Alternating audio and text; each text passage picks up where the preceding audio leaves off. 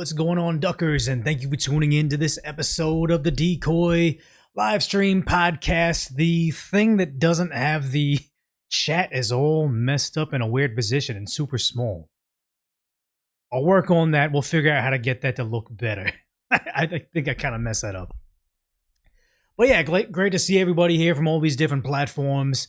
Looks like we got, 300 on YouTube, 20 on Twitch, but I mean, I know I'm late. I always, when I'm setting up these live streams, I'm like getting the tabs ready, I'm getting all my stories kind of prepped and like mentally what I want to talk about, and then I never do it correctly. I should know it takes me about an hour and a half to do the thumbnail and prep everything, but honestly, I always think I can do it faster than I really can. So I need to stop making you guys wait so long to go live.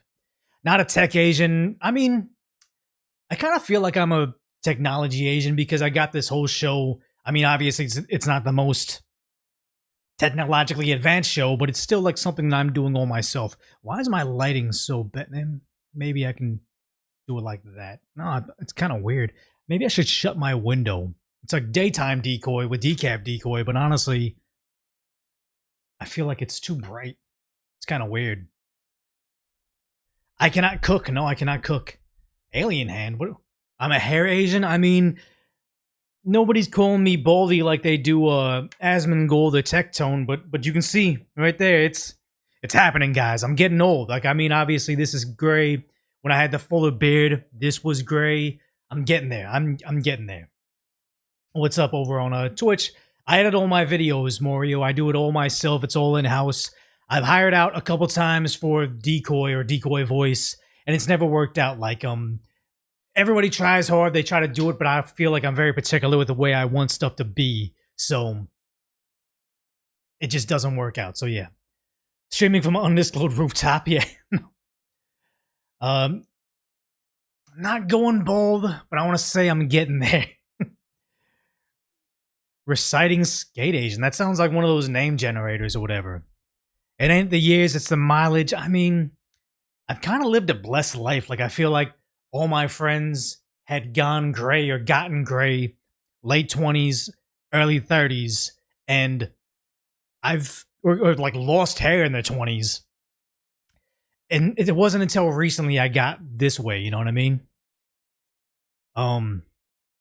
Instead of estimating like 3:45, just post a disclaimer, starting soon. I'll be here when I get here. I mean, yeah, I need to get just a schedule. So yeah, O'Neill said, did I pick my PC? I started looking into Starforge PCs because I was like, yeah, I like Asmongold. I want to support him or whatever. But honestly, after I saw that, did he get kicked out of OTK or did he leave OTK? But I know that he's no longer like 100% affiliated with Starforge PC, so I want to support him, but not if it's a company that kicked him out. Bald means high testosterone, but I can't simultaneously go bald and have a patchy beard. Like, I feel like you gotta balance your face somehow. So yeah, Asmon left that on good terms. I mean, I guess. Decoy Voice, the original channel, high quality as I'm going to be. That channel is short, concise, lighthearted commentary. The video scripts will, like, it's scripted. It'll rhyme a little bit. It'll just be something you want to know about what's going on in the world. It's on Decoy, and it'll tell you really fast. Decaf Decoy is kind of a hangout. I watch your chat. We go back and forth. We do, we kind of like, your input kind of changes the direction of what I'm going to cover during the day, and it just seems to be more of a hangout. We'll cover all the topics I wish I covered on Decoy. Like Decoy, those videos will take me now like upwards like 6 hours to make a 4 to 8 minute video.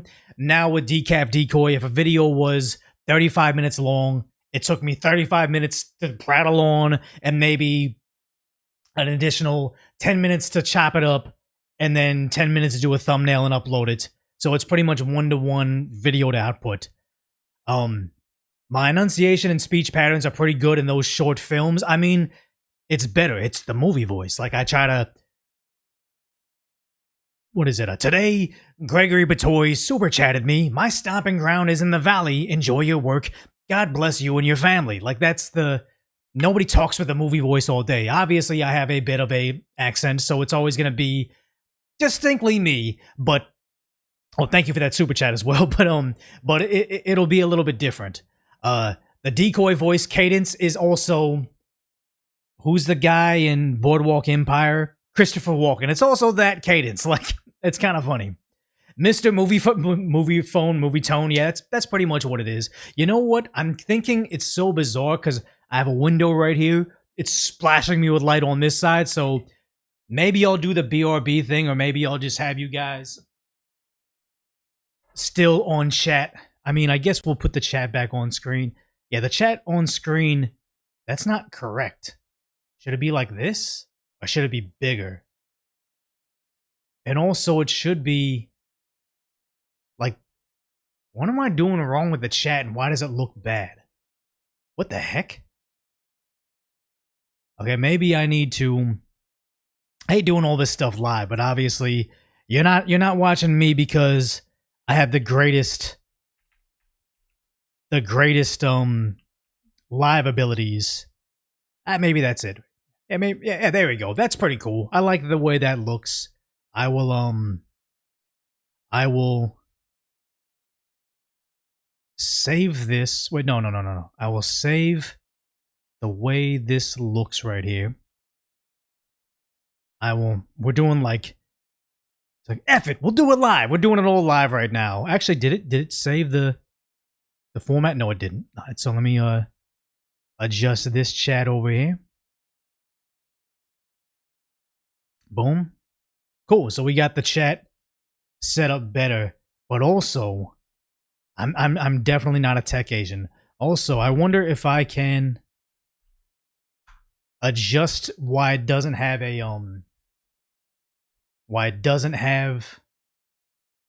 the black outline. Like it's pretty odd to read for everybody here, right? Oh, already 1,000 on YouTube. Let me. I got like 20 things I want to do. I need to have like an assistant. When will they make the Tesla bot? Because that's what I really need. All right, so style clean.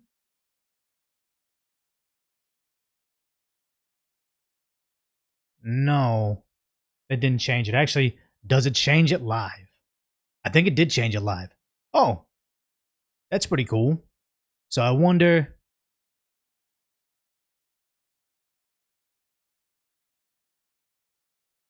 That's kind of better. It makes it easier for you guys to see. Is Chunky? No, Chunky. I think is what I was just talking to Donut Operator when I was watching his stream this morning. Nah, that looks terrible. And he told me which one it was. So I feel like it's no, that's not it. Is it chunky? Is it clean? Yeah, you guys can see it better. Yeah, you can already see chat on the that's true, but honestly, I kind of think that when I do the clips and people watch it after it's already been live later on, it would be nice if they could have seen what the chat was like during it. And you know what it is? It's this also. It's more width and also like that.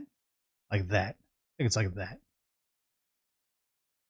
We really shouldn't be doing this live. I should have done this earlier, but you know what? Who is the guy that said, F it, we'll do it live? Who's that guy? Chat, who's that guy?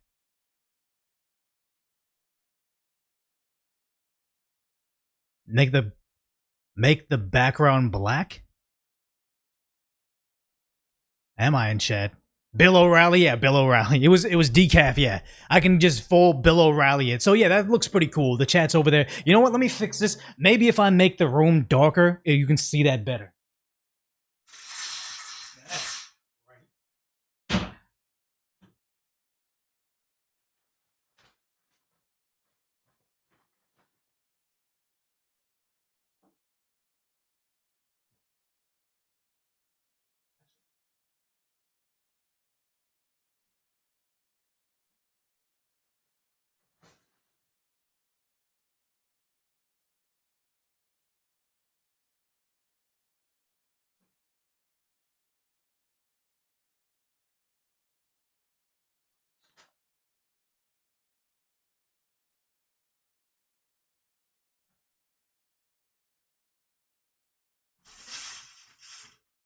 Okay, so that looks better. Everything looks better. Kind of like harsher light now. Oh my god, wait.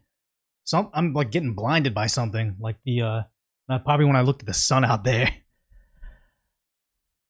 Why do you need chat on both screens? It's for the replays. It's so on Decap Decoy, you saw the chat on the replay and everything. I feel like everybody does it. I just try to hit like, I'm doing my own thing with my own style of like talking and like looking at videos, but then also I kind of want to get up to like industry standard on what everybody else is doing. Do I need another soft light behind me? I kind of think so. Wow, I really looked at something right outside. Was it like the sun? When like it's like the flashbang effect. Like I can still see it in my eyes. It's colored on screen. Yeah, I don't know what it is. Darth Decoy. What? More people? Yeah, I mean, I'm like a person that only spends time indoors, and if I ever look at light, it's kind of bad. I do want to do what do you call it?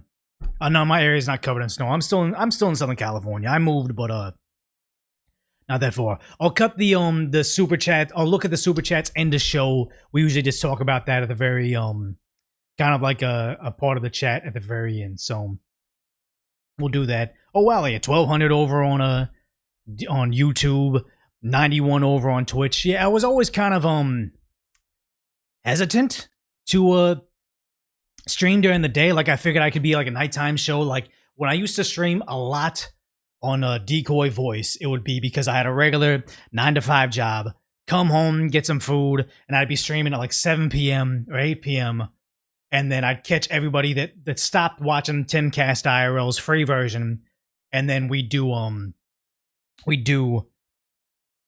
like I would say like the after show. So I figured maybe I want to do the Asmongold after show, but to my understanding, we want to do just same time. When stuff goes live, we want to be live as well. Oh yeah, you want to report from the MSP, like the Minnesota area? Is that what you're talking about? Because we were going to talk about how in Minnesota and Portland, I think, they're straight up making like traffic stops now. Like these anti-ICE protesters are becoming worse than like law enforcement at this point in time. So if everybody's streaming at 8 p.m., don't stream at 8. Stream at a time there's no one streaming, but people want to watch a streamer. I know Tectone did that pretty well because he would stream like earlier in the morning, but honestly, I'm just not a morning person, and also streaming later in the evening, I think it was harder for me. Like even though I'm going up against with all the top streamers, apparently this is the time that I should go. Yeah, O'Neill says it's 9 p.m. over in the UK, so it's good to see you guys are there. Oh, so Asmongold is off today, so maybe that's why I'm getting an influx of people. That's pretty cool. That's pretty cool. Need caffeine to stream early? I mean, I stream early, yeah. Lexi says, I either go up against the roaches or the electric dog. Yeah, I mean, I need to have my cat in the background, but I don't think I can afford that much electricity to keep him for 3 hours.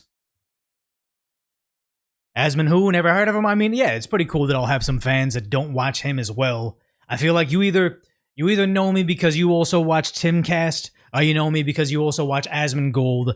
I don't really know if I got people like organically from like the Mr. Beast audience, you know. How much for the Victus? This is the yardstick, so it's not the metal bat. It's like the plastic one. It's for like not T-ball. There's a T-ball that's aluminum. This is for like wiffle ball. So it's like the cheaper one, maybe like $30. You can get it from Victus or like Dick's Sporting Goods. They got them in stock again. Pretty cool. I like it. You found me randomly? That's pretty good then. Yeah. You found me from It's a Gundam. You know what? That makes sense. It's a Gundam, kind of a different lane, but I overlap that. You watch Asmon but found me from the YouTube guides. Okay, that's pretty cool. You watch Asmon most, but you watch me from my YouTube. Okay. Yeah, Nuxtaku kind of came later. I follow him. Did he disappear? Or am I just not seeing it in the thing? Okay, so you follow me from Leaflet. I've heard of the person. I don't think I've watched them. Nux is on. Oh, okay, so he's on Kick. That makes sense then. That makes sense. Oh yeah, Aosabi, thanks for that. When I was watching Donut stream, I think you are the one that said where he is, because he did it too, and I was just kind of looking it up, and I was able to find a good way to display chat, which also follows all the rules. I know there's some places that like they don't want you to have not their platform's chat. This is their platform's chat, and now it looks much more lively, so it's pretty cool. Nux watches me a lot. That's cool. Leaflet, Smug, Alana. Okay, I haven't heard a lot of these people. Oh, you found me decaf through Matt Morse TV? Does Matt Morse... I know he watches or has watched Decoy Voice, and Matt Morse is the GOAT. He's cool. Well, I mean, I think Matt Morse came after me, but has greatly surpassed me very quickly, so that's always cool to see. I know a lot of YouTubers, they'll get weird when they make their channel, and then somebody comes up after them because... What was it? Brett Cooper... I always say, like, no, she's super cool person. Her channel's amazing, but it always was something that was on my mind. Like, I hit 100K clawing and screaming and trying to make it on YouTube, and then out of nowhere, Brett Cooper comes out, hits 100K, probably like the same time as me, and then we just kind of intersect in a different way. Like, when I'm clawing and screaming and scratching for 500K, she's hitting 1 million, 2 million, getting a second channel that hits 1 million, and I'm just barely making it. So it's like, it's good to see that, but sometimes people don't watch it and don't like is it getting put in your place, or is it just realizing you're never gonna be the superstar some of these people are? You know, Brett Cooper, Nick Shirley. I always see these people as like the I don't want to say LeBron James, but just the superstar. I've made the analogy before. I'm like Patrick Beverly. Yeah, I made it into the league. I'm doing this full time, but I had to spend some time in China. I had to spend some time in Turkey. My professional career didn't go. I'm not the superstar, but I play in the league, so it's kind of good. Paddling your own canoe is admirable. Yeah, that's one thing that it was liberal hive mind. When I was not getting jealous, but I was like, dang, dude, like, Brett Cooper is the pace car. She is the one that we should all aspire to be. How is she having the success? I gotta rethink my approach to YouTube. And he was like, dude, like, she has the Daily Wire. She was like, I think she did before her channel released. I think he was showing me she had a collaboration with T-Rex Arms. Like, she was essentially an industry plant. And you don't say that necessarily in a bad way, but it was like, she had the entire multi-million-dollar franchise behind her. We're not on the same playing field, you know what I mean? I was learning how to do thumbnails myself, so it's different. PX says, just be a white girl, bro. I mean, there's plenty of white girls on the internet that don't make it to fame. I would say, I know it's a joke what you're doing, but if you have a chance to see Brett Cooper live, probably not since she's had a kid, but my God, like, her live show is exactly what she does on the internet. Same cadence. Oh, thanks for the bits. Same cadence, same wittiness, hits all the same topics. Like, she is every bit as good live as she is with a regular show. You see Decoy Voice, it rhymes. He's clever, he's funny, he has all these things. You see Decoy or Decaf Decoy, he's a little spazzy, he's scatterbrained, he kind of prattles off like Joe Biden and just wanders away. Like, I'm not that level. And then you meet me in person and I'm shy and I'm just kind of like possibly got the tism. Like, every degree from my YouTube channel gets a little worse, but she was every bit as good as what her regular show. When is it gonna get real? I mean, we usually try to chat for like 15 or maybe 30 minutes and then we'll get into the video. We got Math Asians, so yeah. Yeah, Brett Cooper was an actress before YouTube. I kind of feel like I need to have, what do you call it? I get voice lessons. I even saw at a local community college where I'm at, like, voice acting lessons. And they're like, oh, these people went off to do commercials. This person did a cartoon. And I'm like, maybe I can do it and just learn how to breathe correctly. I remember on my first YouTube foray, like, people would say, I can hear you're swallowing. I can hear your, like, you're popping. Like, you need to learn how to breathe correctly, or the way your cadence is weird. I'm like, I need to control it. No, bro, stay authentic. I mean, stay uneducated. That's the kind of what it is. Maybe that would kind of mess it up, and I'd have like that weird newscasting voice that I've always wanted. Breathing lessons, yeah, I mean, I feel like I can kind of get into something, and I'm like, am I getting lightheaded? I need to chill. Decaf decoy needs to be about being decaf. Let me get some chamomile tea. Stop having I'm not even having my my Coca-Cola. I'm having what should be good for me, protein shake. But maybe it's not. I don't know. This bat's cheap, man. It's just get it from Dick's Sporting Goods, Victus Sports. Very cheap. It's plastic bat. It's just not that it is not that durable, I'll say. People need to shut up with their complaining, but complaining is just the internet. You don't go on the internet to be nice to people. I feel like that's very rare. When do I stream on Twitch and YouTube? It's been pretty much every Monday. I think I'm also doing Thursdays too now. And maybe noonish Pacific time is when I'm starting to go. We'll see. I also kind of think maybe the cadence should be is live streaming Monday through Thursday. We're kicking it. Not doing as many topics. We're doing our thing. Fridays I do a decoy voice video. And maybe I take weekends off. I haven't done that in the 3 coming into my 4th year of being on YouTube. I haven't taken weekends off. But I don't know, maybe. I kind of feel like Timcast, once he made it to a cruising altitude, he was able to do it. Do I have any takes on the Sudan Civil War? Honestly, if you told me to point out Sudan on a map, no, it's in Africa, but I wouldn't know. Well, thank you, Kamashada, for the Prime sub. Really appreciate that. Yeah. Has it only been 4 years? It's been over 4 years on YouTube. I know I registered my account and didn't do anything with it for a while, so it's being on the channel. But doing being full-time is probably 3 years. I know I forget what it is, but I've been in this place maybe coming in my 2nd year. I was probably full-timing it in LA 4 years. So this is my 3rd year probably. Do a rooftop episode. I mean, push Y in chat if you guys had seen the episode that I was at a ranch.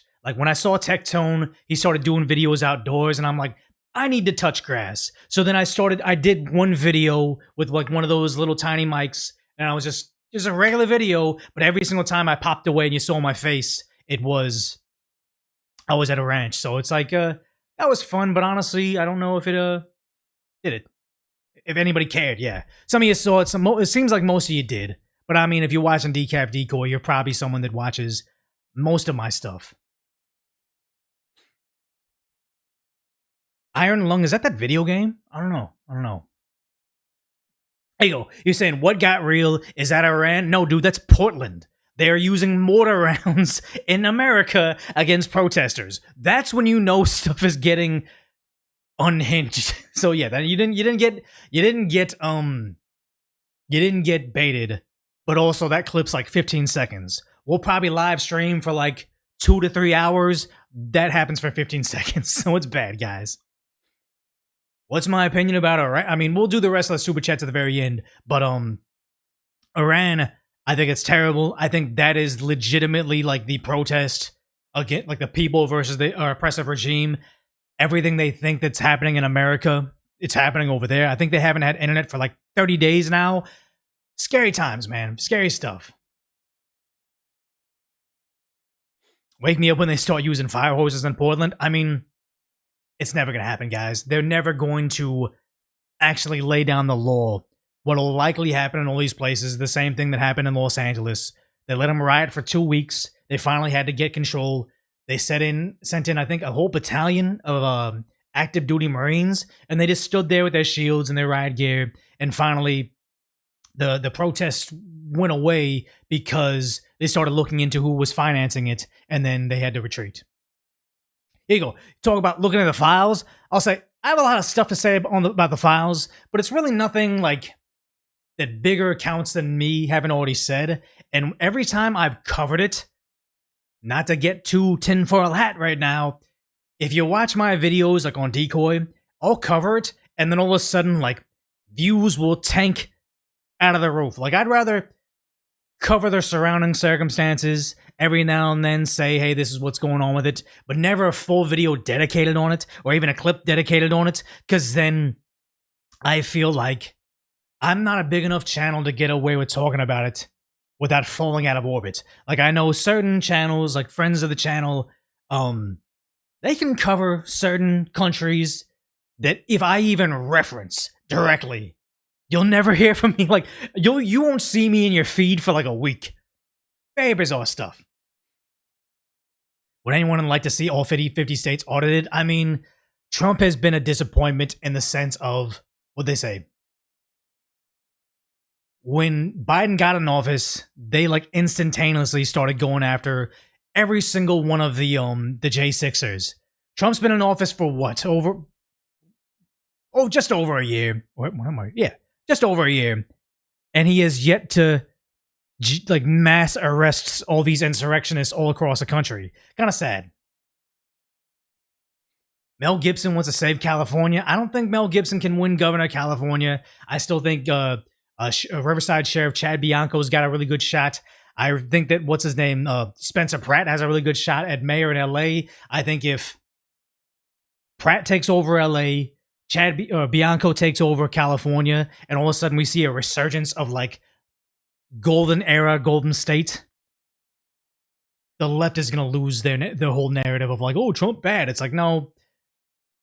Yeah, here you go. Enville says Bianco took a knee to the BLM. I'm curious to see how he's going to handle that because he's going to have to speak to it. I feel like when the elections ramp up, Republican primaries hasn't really had to speak to it quite yet. But I mean, somebody in the Republican primary is going to bring it up or shove it in his face.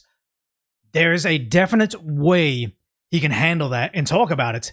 But you know, you don't want to feed people information like this is what I want to hear out of you to explain it. It's like, no, I want to see what he has to say because there's a very easy I don't want to say explanation, but it's just like you want to see how they do under that sort of pressure because since then he had been pretty much a beacon of freedom in California. So we'll see. Oh, Bianco already addressed the knee in the video. Okay, I haven't seen it yet. That's the thing is I'm not too political and all that stuff. From what he did during COVID, I really like, and everything he's saying, like especially on Twitter right now, it seems to be like that's what what California needs right now. You guys want it to start right now?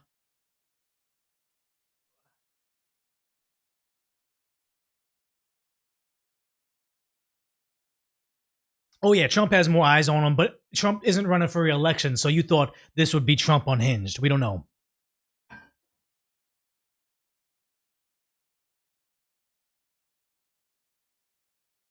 Yeah.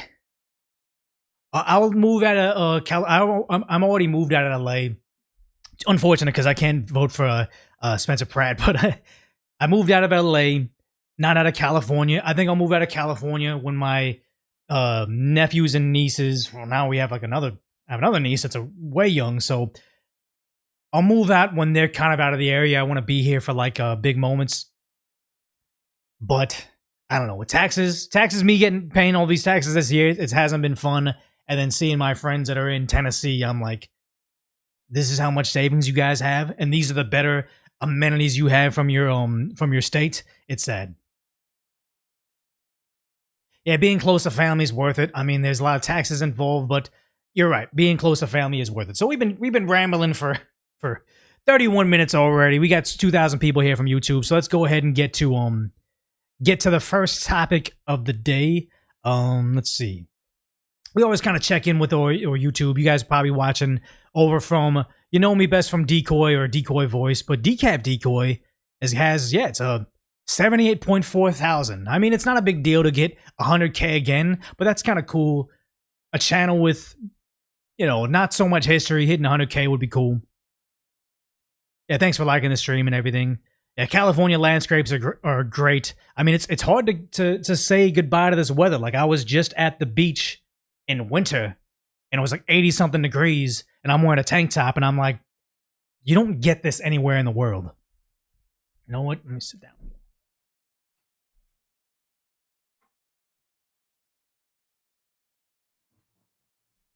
Because I was even doing a searching ChatGPT or asking ChatGPT, are there any Asian? Oh my god, this chair.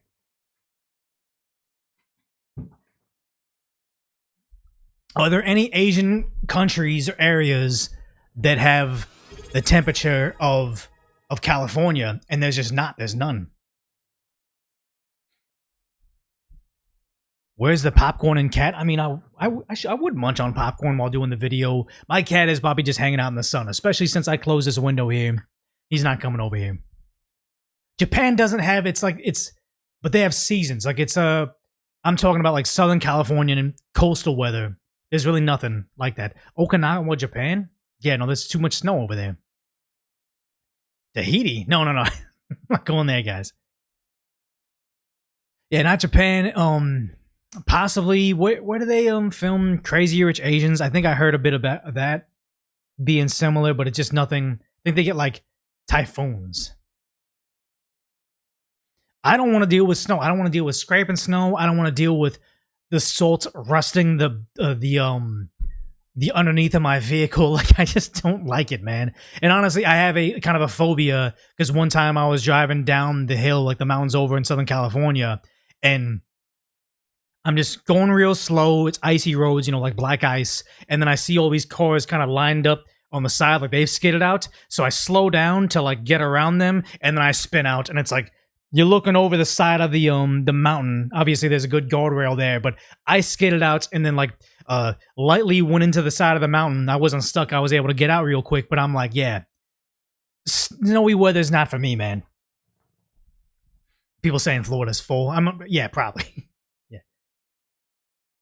Yeah, salty air on the coast rusts cars out really bad too. Don't forget that. I heard it's more. I know it's more like they salt the roads to make it to melt the ice, and then you drive on the salty roads. Your tires kick it up on your underneath your vehicle, and it just rusts away below your vehicle. Because I remember I was trying to purchase a particular Mazda vehicle. People were saying like, "Oh, it's good, but you can't have this particular car anywhere there's snow because it'll just eat right through it really fast." Yeah, it's not good. The Philippines, not going to be mean, but never. Yeah, undercarriage. I thought it was called undercarriage, but I thought also I was misremembering it. Older Mazdas, that was probably when I was purchasing it because I had like a Hyundai at the time, and I'm like, okay, let me upgrade from a Hyundai. What is that? But the sheer absurdity of what's going on over in Minnesota, they're trying to redo the scene of Iwo Jima, but how do I be nice about this? I don't think they have the similar BMIs of guys who are fighting in Japan, island hopping, dealing with the Japanese soldiers. Like, this is not the same thing. But also, what do they think that they're trying to say? Like, obviously the Minnesota flag, but also this is like almost a replication of the Somalian flag. So are these what appear to be white individuals pretending they're Somalian soldiers taking over Minnesota? Like, I don't understand what they're trying to do here, but it's nuts. It's sad that that's where we are right now, because all across the country, you have, what is it, Portland, February 1st, very recently, they're actually straight up going to war, because yes, this looks terrible, but it makes sense alongside this scene over here.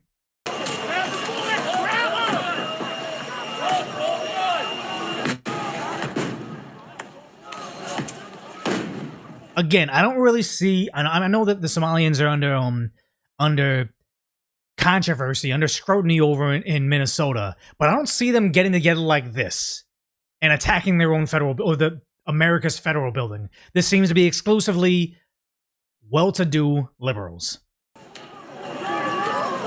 You're still waiting on the Insurrection Act? I think you're gonna be waiting for a long time, unfortunately. It's not surprising for Portland, yeah. And they keep on pushing back this line. Okay, the left gets bored, loses funding. They stop attacking the federal building. They come back. They attack the Fed. Like, they don't stop these deportations. They don't ever get the feds to leave. It's just this back and forth thing for a cure to boredom, I guess.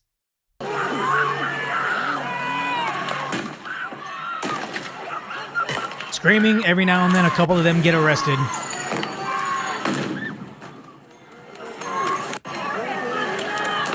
And the sad thing is, like, they're over there grabbing the little smoke grenades or whatever and putting them in pots, or they're putting traffic cones on top of them.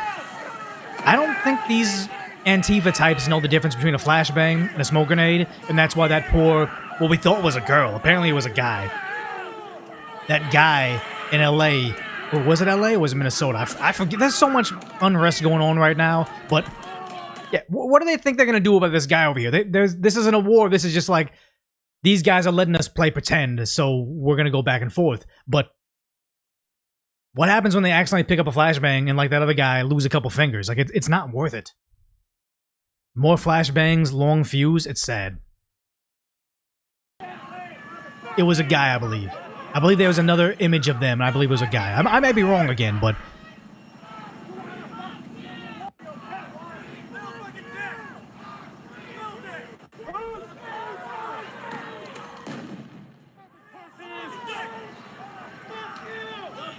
yes, cursing at them is really helping your cause. Like, it...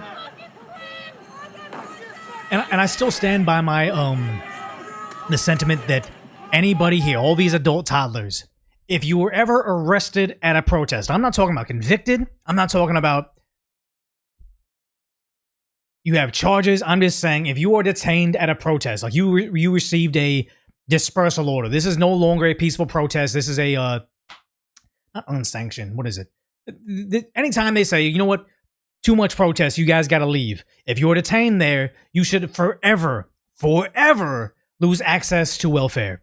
If you're on disability, might be a little bit different. If you receive some sort of medical benefit that you'll, like, lose your life or be further handicapped for, they get to keep it.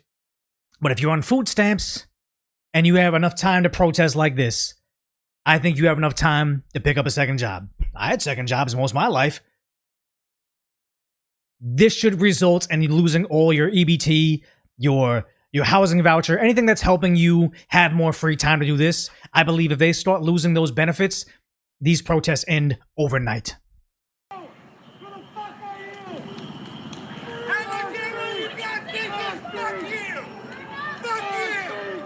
Yeah, they're losing. Okay, so basically, Portland's still Portland, but this is actually a war going on right now, because you see, like, this guy over here, he's got the leaf blower, and I believe this is still Portland, right? HSI, oh yeah, I believe this is still Portland. There's music or whatever, but they're blowing back the smoke grenades. Possibly, this is very dangerous. I think because of the angle of this building, I think it's Portland, because that's not the Los Angeles Federal Building. Yeah, this is insanely dangerous. This guy could lose a hand. What's a leaf blower gonna do? It just gets the tear gas out of their face. But the problem I have with this is something kind of new. We saw this in the protests over in Los Angeles when there was massive protests that were just going on for weeks. Yeah, the tactical leaf blower. But you see over on Reddit in LA, they're like, oh, God bless this leaf blower guy. This was 2 days ago. Something is educating them and coordinating them to be like a foreign force taking over parts of our country, because they're learning this tactic somewhere. And the thing is, now, when you see this stuff over here from Portland, where it looks like they're using mortar-style tear gas, like, through the sky, dropping on them. Now, this seems extreme. If they're using mortars on American protesters, you would say, okay, this is an escalation. This is the militarization of our police force on Americans expressing their First Amendment right. But when you really look at it, taking over parts of the state, waving a foreign flag, fighting for months on end, kicking back tear gas at them, using leaf blowers to shoot back the fumes of tear gas, and it's a coordinated effort countrywide. Now it kind of makes sense when they're straight up, yeah, more arrows blot out the sky. This is an escalation, guys. Yeah, the Minnesota Somali flag, I wonder why it is. Because over in LA, getting worse, over in, what was this? A couple days ago. LAPD has now set off tear gas after...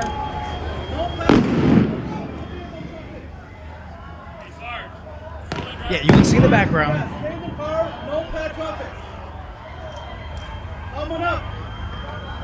They're firing tear gas at him, but then from this angle from Freedom News, it's actually even worse. Like, yeah, it's just a firework, but also every single year, every single 4th of July, New Year's, and even when the Dodgers win the World Series, some idiot in LA is going to blow their hand off. It doesn't take a flashbang from the law enforcement to blow the hand off of a peaceful protester. These riots need to be quelled. Someone playing a bagpipe? But yeah, incredibly dangerous. Oh, goddamn. Can't play too much of that, but that guy apparently took a pepper ball to the eyeball. This is getting bad. It's getting really, really bad. Yeah. Wait, calling a man. That's not true. Yeah, quote, peaceful, quote, protester. Yeah, this is the their generation. Now, it's one thing when they're getting pepper balls to the eye, fireworks blowing off in their hands, or mortar rounds coming from the sky. But now, I really can't even play this video, but I guess Will Stancil, is this guy a left-wing or a right-wing protester? So one of those guys sucker punched this. If they're on Blue Sky, I'm guessing this is a left-wing journalist. They're saying, after the Preddy incident, one of those guys sucker punched me for filming faces. As I filmed him and fully masked friends, so they're from the left, lighting fires directly in front of the gathered press crews. Nonsensicals, just dudes wanting to give them a reason, not that different from ICE. So I think this is a leftist. Yeah, he has a sign in his profile picture saying there are more of us than left. Or a lefty that's been excommunicated. Is that what you guys are saying? It looks like he's a white guy. But yeah, in this video, I think they walk up to his camera, deck it. So he's just getting punched. Oh, stop filming faces. And remember, during the looting incidents, during the riots in LA, over the anti-ICE riots, that one guy that was streaming on Kick was just recording them looting a building. Everybody had masks on, and they're saying, hey, homie, stop recording. And they ended up beating him down. Like, his live stream went down, they beat him up. Attacking journalists, and now attacking random people, because they say alleged ICE agent is there, but I mean, you can't even be a TSA employee in Los Angeles or an alleged ICE agent at a Mexican restaurant without being assaulted.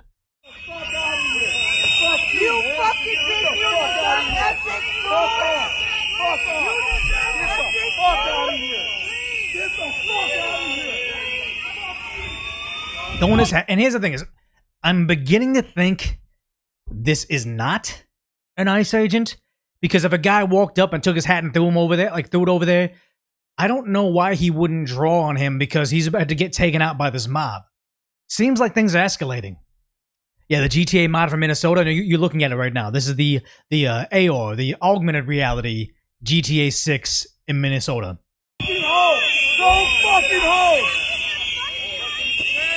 Commies being commies, exactly.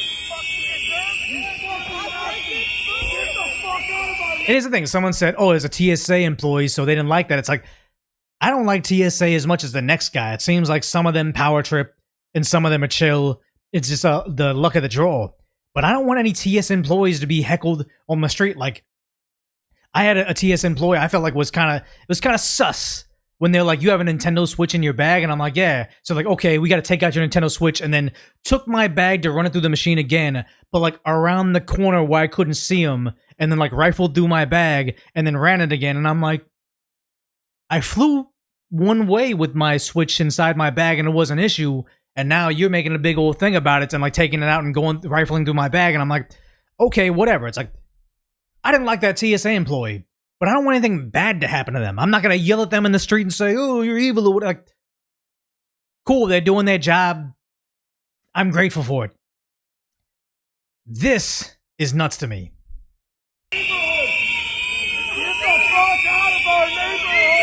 Yeah, get out of our neighborhood. It almost seems like the idea that what they find out about the guys that ended Preddy, both of those guys had very Latino or very Spanish names, and Preddy was a white guy they had to Photoshop to look better. This seems to be a whole lot of white guys yelling at what seems to be a predominantly minority federal agents saying, get the F out of our neighborhood.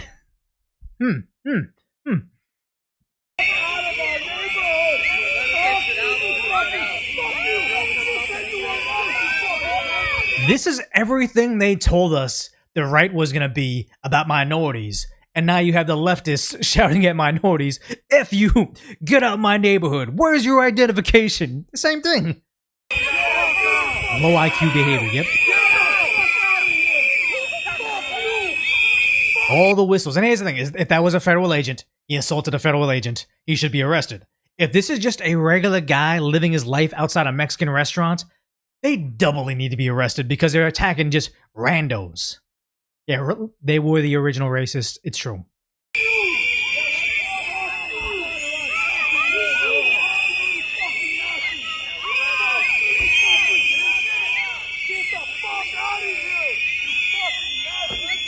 Oh, now they're hitting the car. And here's the problem. It was whenever they say, if you have 100 cops and one of them's a bad cop, but the 99 cops don't like talk, they don't like, call out the bad cop, you got 100 bad cops. Same thing with like right-wingers. If you have 100 conservatives and one's a Nazi, but the other conservatives don't call out the Nazi, you got 100 Nazis. Well, it's like, if you got 100 protesters here protesting peacefully, and you have one unhinged rioter assaulting people, a felon, a person committing felonies, if you don't have the rest of the groups calling them out saying, hey, stop doing that, like, we're peacefully protesting, we're just trying to document this and save our neighbors, you assaulting federal officers is only going to call in more federal officers to come and flood the zone. If the rest of the mob isn't going to call him out for his bad behavior, you got 100 people there that are committing felonies according to their rules.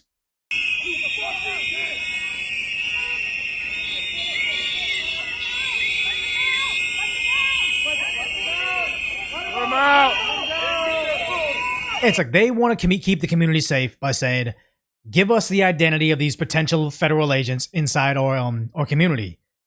That's what the right's trying to do. Hey, we have a lot of immigrants in the community. Let's check out, just find out if we know any known felons in the community. They're doing the same thing, except they're doing it to the people keeping the community safe, not the actual immigrants that are here illegally. Yeah, you should sell whistles, probably.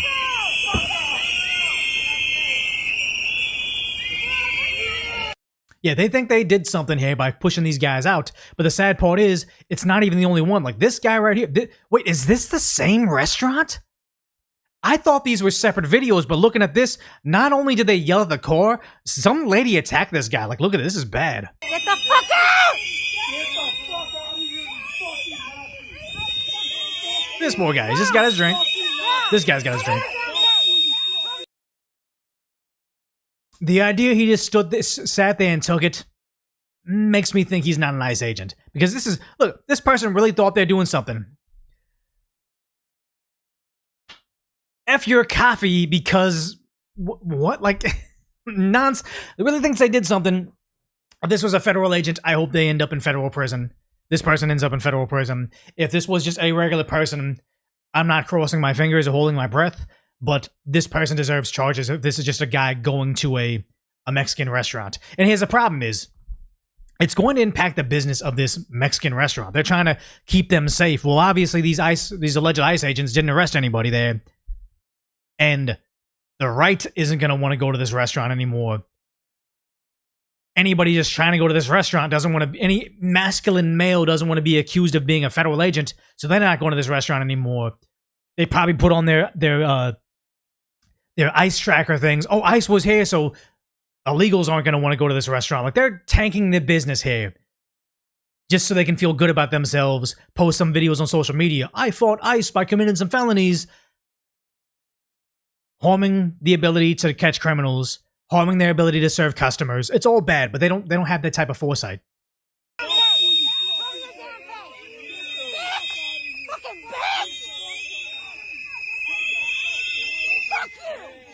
And that's what I'm saying. If they're not federal agents, you can't reason with them. Just like that TSA employee is like, hey, look, yeah, I work for Homeland Security. I'm a TSA employee. All they heard was Homeland Security, so they started screeching and squealing. He confirmed it. He confirmed it. He's ICE or whatever. Like, you can't reason with these idiots. Yeah, they're literally brown. These are more diverse. The ICE agents are more diverse than the protesters. It tells you a lot. Where's your license plate? Get the fuck out! You don't need IDs to go to the country, but you need a license plate to be inside to come to this area.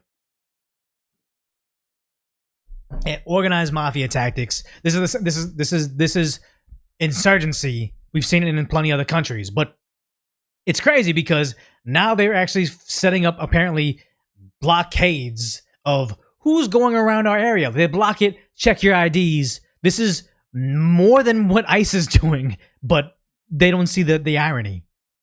Oh, there's music playing on this thing, whatever. But yeah, they're using pallets, blocking streets. And if you have an SUV, I bet you it's double for you. But they say, we want to see who you are. We want your IDs. I honestly think that ICE should switch up their tactics. Like, you start to see, like, Alex Preddy and all the anti-ICE activists, they purposely seem to dress like ICE agents to confuse people. ICE agents need to start dressing like Antifa to confuse them even further. Yeah, blocking up streets. Oh, they're even making their own street signs. I think one of these comments has something about Mayor Frey. Yeah, Mayor Frey needs to do something about this because it's getting bad. They say no honking, so you're not allowed to honk. They have new street signs they printed out.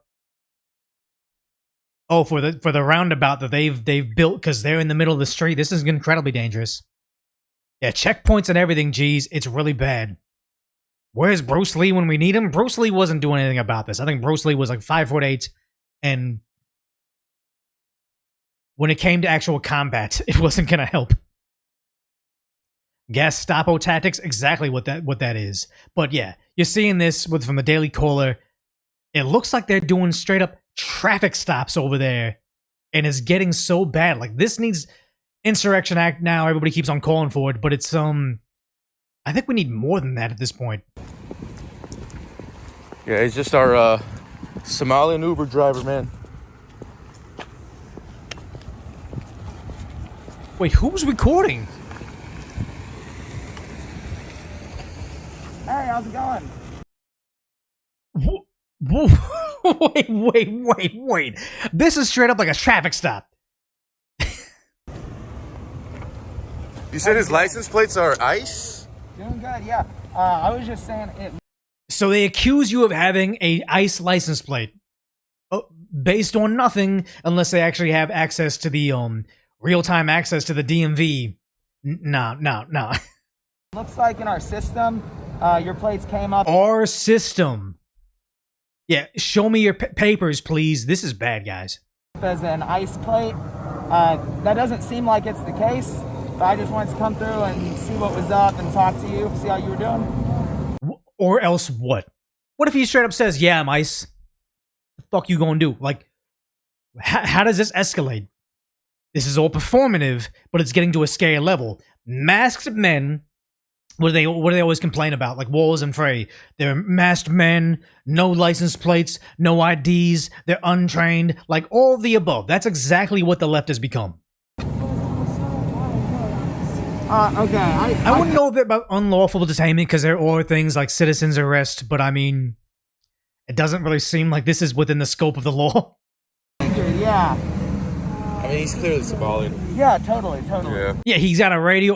I really feel like this is impersonating law enforcement. If I was in my vehicle and a guy like this walked up, I would think that he was law enforcement. You would assume it. Let's see what is his word. Like, if he carefully chooses his words, I wonder. And yeah, somebody would be training him on this.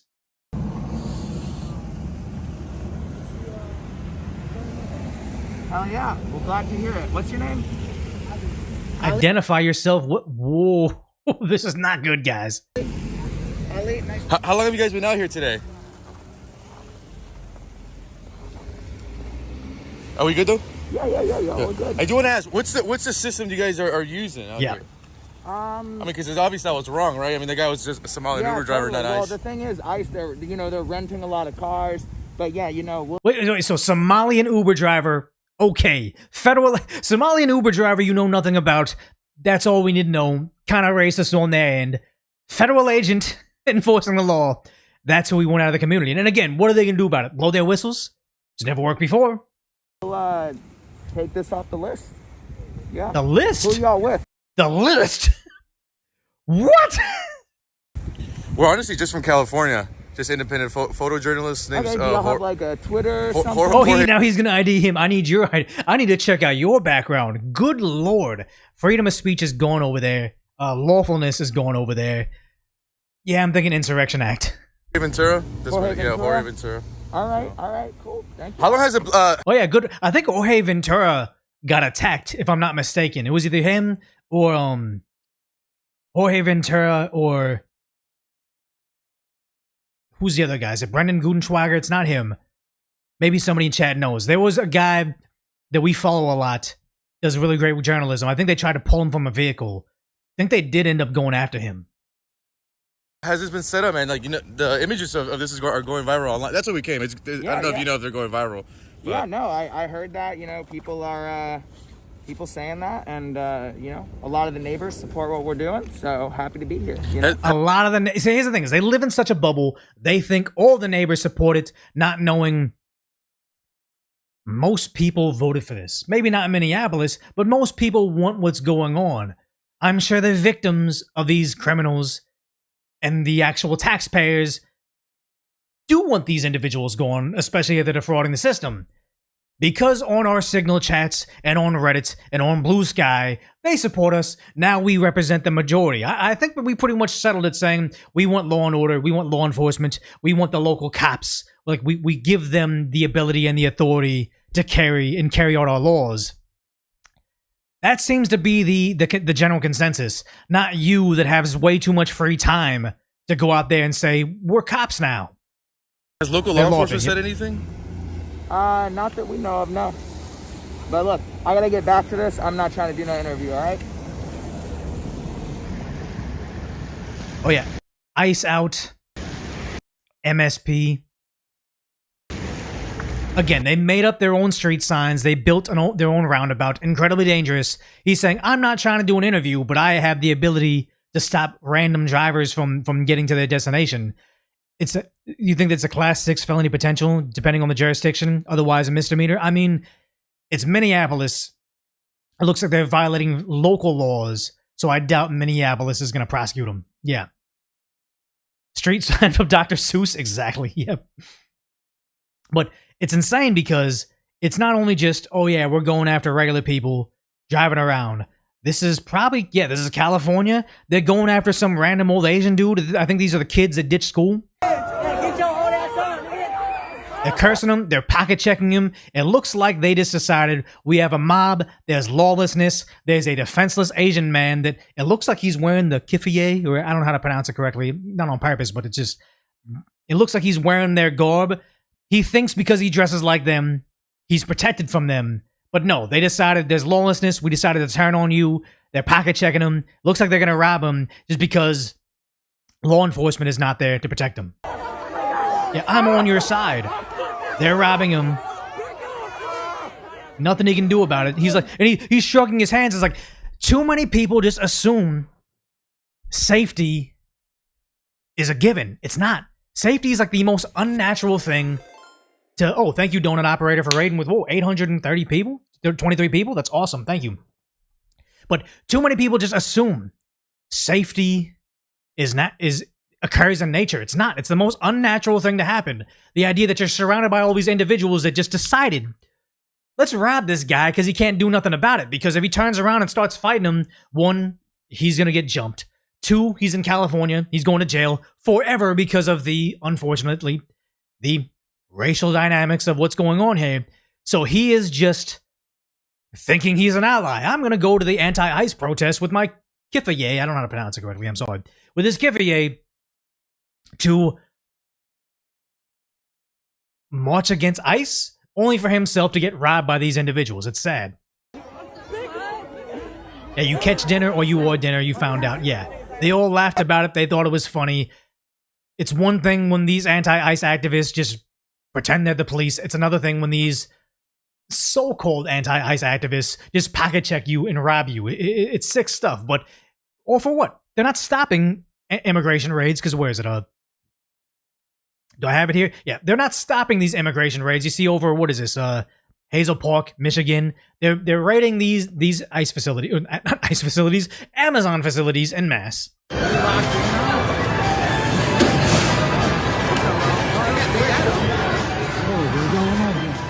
They're playing music in the background. But yeah, they're doing massive raids over there. But you know what? Even though a couple poor Asian guys are going to get pocket checked by a bunch of high schoolers, which that's what it looks like, right? Who knows? But they're going to get pocket checked over there. Didn't stop the immigration raids. But you know what? The useful idiots that have more emotion that have more emotions than facts, they feel good about it, guys. I'm here at the protest in San Juan Capistrano and I can't stop crying because there's so many people here. There's like 100 people there. Again, I'm not a math Asian. Maybe that's more than 100 people. But the idea that this is bringing you to tears. Did she try a single tear for Laken Riley? Did she try a single tear for Jocelyn Nungaray? Or did she even know about it? But is she crying a tear because she's on her selfie cam and said, the movement I'm for is equally brainwashing my neighbors? And here I am. Because how do I make this situation that's going on over in all these different countries, how can I make that situation about me? My emotions. How many likes can I get on this? It's sickening to see. It's causing mass unrest, replacement of law enforcement authorities. It hasn't stopped the actual deportations, but she feels good about herself. There's so many people here. But what do these signs say? Okay, let's see if I can read things backwards. If you're waiting for a sign, this is it. Again, I worked in graphic design for a bit. This is the most ridiculous sign, especially if you're driving through, like, this is on the side street. Like, nobody can read this. Again, nobody accused them of being intelligent. This one says, oh yeah, Nicole Good, murdered by ICE. Again, they don't care about the people murdered by immigrants, but beyond them. There are teenagers here. There are men here. There are so many people here. There's a beagle there. I don't know, like, what is it? There's no consequences. I mean, is she on substances? I mean, SSRIs don't lie, but she's wearing sunglasses. You don't know, but here's the thing. It's like, what is this, California? And then the gas prices, $4.67 for regular. Is that $5.02 for super? Guys, we have 100 people at this protest. Never mind the fact that most places in the country are sub $2 for gasoline. But you know what? Fighting ICE is important.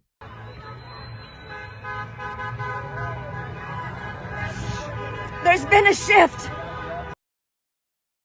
No, there has not, guys. There's not been a shift. You just found the one intersection that has 100 people there that also don't have anything better to do on a, what is February 1st? On a Sunday. On a Sunday. On a bright and sunny Sunday. Because this doesn't happen in Minneapolis. Like, Minneapolis, all you have over there was the people that are in the snow that are willing to be there. What is this, like 10 people? 10 people checking Somalians to see if they have the proper identification? Bizarre. But in bright and sunny California, on a Sunday, you got all these people. Yeah, no. I'm here at the protest. Oh, no. Okay. We're not being mean to her. We're just making an observation. But I've dealt with enough junkies. Not saying she's a junkie, but I even have a little bit of it, so maybe it's not a 1-to-1 accuracy. But the thing that who's that video game streamer turned activist? I bet chat's gonna know right off the bat because he's popular. He has a jaw slide, and they oftentimes say it's because of certain uses of stuff. Again, it's not Hassan, but it's not Asmongold. It's the slide. She has it. I'm here at the protest in San Juan Capistrano and I can't stop crying because there's so. Could be a lot of things. You know, you can't convict him of it, but I wonder if it has anything to do with substances. Because here she is, she's saying, oh, it's not just old white ladies. Now we got kids, we got men, because they don't oftentimes be there. But also, the kids that show up to these protests aren't exactly the valedictorians of their class. Coming to a city near you, they will find a way to blame you. They will kill you, and they will find a way to blame it. The brainwashing that's gone into this is sickening. They will kill your friends and family. They will deport people. It is not... They'll deport people. Every country, even the third world, they deport people. But it's interesting how she went from, they're gonna end us all, also deporting people. Like, one of these are not like the other. Far away enough that you can ignore it. Where they're getting this BS from? Mainstream media, social media, all these people carrying signs. They're getting us all. What is this? Oh. Saves lives, ICE takes them. What does this say, chat? Saves lives, ICE takes them. Chat, what is that? Yeah, they will end you. Comes with Starbucks. Yeah, exactly. That's. I can't make it bigger because I'm on a widescreen. I got my chat, got the viewer counts over here. Got a lot of stuff going on, guys. I'm getting blasted with information. It's bad. Yeah, Pakistan deports 2 million Afghans back to Afghanistan last 12 months. Any protests? No. Mexico, like I keep on going back to the video we saw in Mexico. They're deporting people coming to the southern border into the country, and they're like just throwing people in an unmarked van. There was a stroller, kids like 2 to 3 years old. The masked, whatever Mexico's equivalency of ICE agent is, picks up the stroller and just tosses it into the van. They keep on showing up to protests in America, waving these flags. Meanwhile, not waving the Mexican flag. Meanwhile, not caring. They're doing objectively worse over there. You see the human rights violations. And I only wish, obviously they're not going to do it, but what is it, CBS 6 would say, okay, name the human rights violation. Extrapolate on those claims. Or are you just giving me the 5 latest tweets you read from your 5 favorite celebrities? We have amendments protecting our rights to do things like bring guns or stand up to ICE officers. The amendment, okay, look. This person's obviously very naive. Got a lot of brainwashing. You don't blame them entirely for being this, I don't even want to say dim, because they're kids. They're learning. They're very, very, what is it? I have a brand new niece. It's crazy how much at a young age, if you do something like they see you on their phone, they'll emulate being on a phone with their little toy. If you like make a certain noise, like you go whatever, they don't have verbal skills, but they'll just go like they absorb. They're like a sponge of information. Obviously, this isn't a baby, but a lot of the time when they're young, surrounded by liberal teacher, turn on TV, see their liberal celebrities on like their favorite Netflix show, liberal athletes, liberal media, all that stuff. They mimic everything their parents. Yeah, their brains sponging everything. They're impressionable. Thank you, Captain Cynical. Very impressionable. She's just parroting everything she heard because it makes her feel good, because it makes her on the right side of history. She literally thinks she's like every Marvel superhero fighting tyranny and fascism. Not calling her stupid, but it's just they're too impressionable to know better and not enough life experience. What do they say? If you're young and you're not liberal, you're heartless. If you're older and not conservative, you're brainless. That's exactly what this is. You would hope they would get some better influence, and you would hope she doesn't go away to college and become a victim of a horrendous crime, like a violent crime, and say, wait a minute, all that defund the police stuff I was echoing is crazy because I called 911 and I was put on hold for an hour. Very real scenario in Los Angeles County. But you would hope that that's not what it takes to get them to open their eyes to how much brainwashing they receive. But oftentimes, that's kind of what it takes, and it's sad. We are not a country that allows killing without due process. Kinda, because what happened to Laken Riley? How many times did the Biden administration have that guy in custody with deportation orders? How many times did they allow him to get here knowing that he was a criminal to end their life? She says, we're not a country that allows people to lose their life without due process. Yeah, by law enforcement, by the court system. But for the idea that you are here saying ICE is for skating, not hating, you trying to eliminate ICE almost ensures there will be another Laken Riley. The simple fact that she doesn't know the intricacies of how her murder was enabled under the Biden administration lets you know all she has is talking points to parrot. And again, That's why you have this old lady over here saying, young people around. It's like, the brainwashing has worked. It's sad. It's sad, but that's what we are in our country. But you have this, which enables this.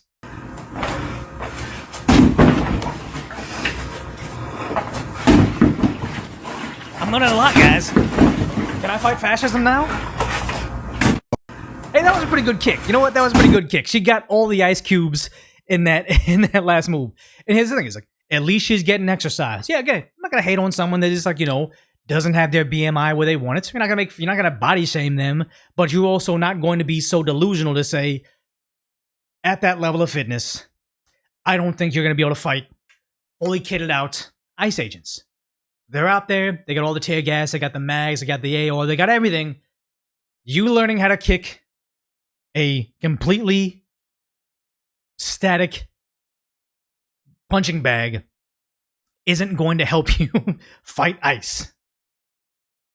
It's good. This is great exercise. Boxing, jump rope. Like, if you want to lose a lot of weight, yeah, there's Pilates, there's hot yoga, there's all that stuff. Boxing, jump rope, like train like you're gonna fight. Best workout ever. Training to lose weight, yes. Training to fight federal agents, no. But you don't get here without this chain of misinformation. The energy has shifted. ICE is out there ending all of us. Now we're gonna fight them. Like, no, it's not working. It's bad. But now these people are starting to find out because they're getting angry that maybe they shouldn't have attacked that TSA employee because all the facial recognition stuff. Like, I don't have the video pulled up right now, but in case you missed it, the federal agents were walking up to all the anti-ICE protesters, even if they had masks on. Like, the facial recognition stuff is just measuring the distance between your iris, your double lid, your eyebrow, the shape of it. Like, they can identify you ninja status. Like, they know who you are. And now they're finding out they're taking away your TSA pre-check if you're participating in these protests. Again, kind of scary. You don't want this to happen, but there's no fighting it. I know if I don't want that facial recognition technology to go everywhere to identify me, like, scarily, if I go to a Dodger game, there's a sign saying, hey, we're doing facial recognition on you. You go to a Rams game, they're doing facial recognition on you. It's, you give them your consent by walking in the stadium. Kind of scary stuff. I don't like it, but I know me protesting in the streets, checking for IDs, and then pocket checking some old Asian man at a protest isn't going to get my way. But this is scary. Oh. So this is a shocking story. An ICE protester says that her global entry... Oh. She says ICE protester. I wonder if she was really an ICE rioter. So this is a shocking story. An ICE protester says that her global entry and TSA pre-check privileges were revoked 3 days after an incident in which an ICE agent scanned her face while she was observing them on the streets. Which you really wonder, okay, you know, correlation cause or whatever. Was it that exact interaction with the police, or was it something beforehand? We don't know. We don't know. Ars Technica is reporting that 56-year-old Minnesota resident Nicole Cleland was volunteering with a group that tracks potential ICE and Border Patrol vehicles in the neighborhood when she observed a white Dodge Ram being driven by federal agents. Again, it was on our license plate list. We saw the other guy. She probably just saw SUV, men with testosterone in their bodies, and thought, you know what, that's ICE. Maybe she was right because then they took a picture of her face, but again, no evidence of such. She said she followed the car for a short time from a safe distance. Short time, safe distance. I don't believe it. This is them saying peaceful protesting peacefully. Only a couple Molotovs were thrown. No. Yeah, observing them in quotation marks, exactly. And two other vehicles being driven by federal agents stopped in front of the Dodge Ram and blocked her path. Oh! Now it's alarming. Someone blocked our path in the road. I remember when they said good blocking the ICE agents for 45 minutes in the street. That was her just trying to exit. That was her being a legal, peaceful observer. But when the ICE agents say, hey, stop following us, we're going to get some documentation of who you are, now suddenly this is an issue. Zero consistency, zero virtue. They don't want to dismantle the police. They want to become the police. Agent then exited the vehicle and told her that they had performed facial recognition on her and said that she was impeding their work, warning that if she did it again, she would be arrested. And that's fine. That's fine. That's fine saying we saw you one time. We think you're following us. This, we're not going to prosecute you for. But if we're conducting an operation all the way across the city, now we know you're following us, so then now we can prosecute you. That I don't have disagreements with that. Like, the same reason why I feel like a lot of people don't understand that, like, if your car gets broken into in LA, and it fucking happens a lot, LAPD isn't gonna want to fingerprint your car. They're gonna be real lazy about that shit. But you tell them, no, fingerprint my fucking vehicle, you goddamn lazy motherfucker. Fingerprint it, because even on the outside, if you got my fingerprint on a car in West Hollywood with Decoy's fingerprint on it, and it got broken into, it means nothing. I could have been walking by and like tying my shoe and putting my hand on it, whatever. But if over in Compton, there's also a vehicle that got broken into that has Decoy's fingerprint on it, then you can arrest that guy. Then you can arrest me for breaking into vehicles, because now it's like, this doesn't make sense now. Same thing they're doing, law enforcement doing their due diligence. I have no issue with it. I think it's hilarious that it's also being plugged into TSA, because that's federal law enforcement as well. She drove away, and then 3 days later, she received an email notification that her global entry and TSA pre-check privileges for airport security had been revoked. And that's not no-fly list. That's just like easy line to go through TSA because you're a frequent flyer. That gets revoked. I have no issue with this. With a message telling her that she may have been found in violation of customs and immigration regulations. Yes. Federal agents have been known to be using this facial recognition software during these recent raids. Cleland has since filed a declaration about ICE's actions with the district court in Minnesota. Oh, yeah, Minnesota. Okay. They don't understand, what is it, the supremacy clause. Just because Governor Gavin Newsom passes a law saying federal agents can't wear masks, CHP, SWAT, all the local law enforcement can wear masks while in a law enforcement capacity, but not DHS. There's nobody to enforce that because there's a supremacy clause. You guys can do all the virtue signaling you want to your voters so the new local news outlets can report on it, but it doesn't actually change a damn thing. We're going to stay on top of this all and more, so spread the word and follow for more. Yeah, they're starting to find out. It's glorious. I don't care about your tears. I don't care about your misinformation. I don't care about your training. Real felonies have real consequences. But the most insane part about their narrative, like you always know, once they put their narrative out, Gestapo tactics or human rights violations or kidnapping people, once they put out the narrative, all the outlets start reporting on it. And the newest marching orders they received is deporting them back to their home country is capital punishment. And they are terrorized. They are terrorized. Haitian nationals. This is cruelty, this is inhumane, and this is a death sentence. Because I thought Trump got in trouble for calling Haiti a shithole country. Or was that a different country? Chat, that was Haiti, right? When he said, it's a shithole country. But it's just making them live amongst themselves is a sentence to death. But making me live amongst them is not. They, in their effort to not be racist, they always end up being racist. Like, I didn't say Haitian neighbors are out there to get me. I'm saying criminals that happen to be Haitian are out to get me.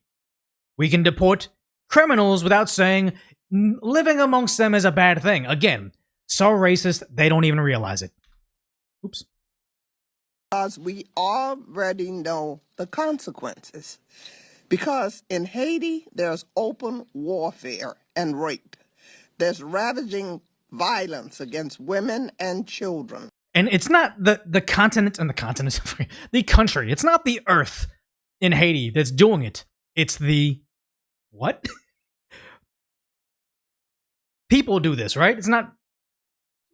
There's individuals doing it. So they say this is an entire country. They're saying the entire Haiti is doing this to people. Why is it okay to bring in unchecked amounts of unembedded individuals of this country that's allegedly, according to you, not according to me, a death sentence? There are no school days, no work schedule. You do what the gangs want you to do. And there's entire parts of New York City that got taken over by the gangs. The cartels are running stuff. And it'd be one thing if some idiot with a rhinestone hat that apparently is in Congress was saying this. But multiple Democrats, they think because of as of tomorrow, temporary protected status for Haitians is going to expire. Good. Because it's going to expire, they're so worried because the individuals are going to have to live amongst their home country, not that Americans have been losing their lives to said individuals. Sending these people back to Haiti is basically a death sentence. Marching orders got sent out. It's so inorganic when they have one person saying a thing, then everybody starts saying the same thing. I don't buy it. And that's why we are asking the administration to open up their hearts and to extend this TPS. Sending these people back. Extend their hearts. Extend their hearts. We don't know them. We haven't vetted them. There's a lot of criminals. And you know what? There have been people that have lost their life to these very individuals. We just want to vet them. At one point in time, we did have people getting asylum claims from that country. Yes. But you saying wide open borders so Democrats can forever have a supermajority, easy to buy votes, open-ended amounts of fraud, what do you call it? EBT benefits, housing benefits. Let's just buy all their votes. That's opening up your hearts. Losing our democracy is opening up your hearts. It's sheer nonsense. Yeah, no more bleeding heart nonsense, but that's what it is. Like, that's why you have that woman crying her eyes out because she's like, oh my God, the narrative, we have control of it. People are starting to buy it. Yeah, it's empathy. Very, very sad. And who was the YouTuber guy or the streamer guy that went over there to do a documentary about barbecue, like the warlord that was apparently taking over the area and then got kidnapped by them? Like he even had like essentially a Sherpa. I forget what you call it. Like essentially a Sherpa, somebody there that was going to take him around saying, okay, we're going to go during the daytime. We're going to coordinate with the gang so you can go there and interview him. It wasn't Miles Routledge. It was somebody else. It was like more of a nuisance streamer type of guy. I forget. But yeah, he was over there and he got kidnapped for a while. And then later on tried to make a statement saying it wasn't that bad, guys. So. And it wasn't Tyler either. It was, they didn't eat him. No. There is cannibalism in this stuff. And I remember when Trump came out and said, they're eating the dogs, they're eating the cats, and they all freaked out about it. It's like, you had actual Haitians coming out, like first and second generation Haitians saying, yeah, there's voodoo there. Like they sacrifice them, like in third world nations. And I'll say it as a Korean, there are times that people in third world nations, Arab, that was the streamer guy. Yeah, that was him. There are times when you're in a third world nation and you don't have like dogs as pets. Like you can barely feed yourself. You're not feeding a stray animal. But it's like if you and your family are on the verge of starvation and there's just a stray animal hanging around.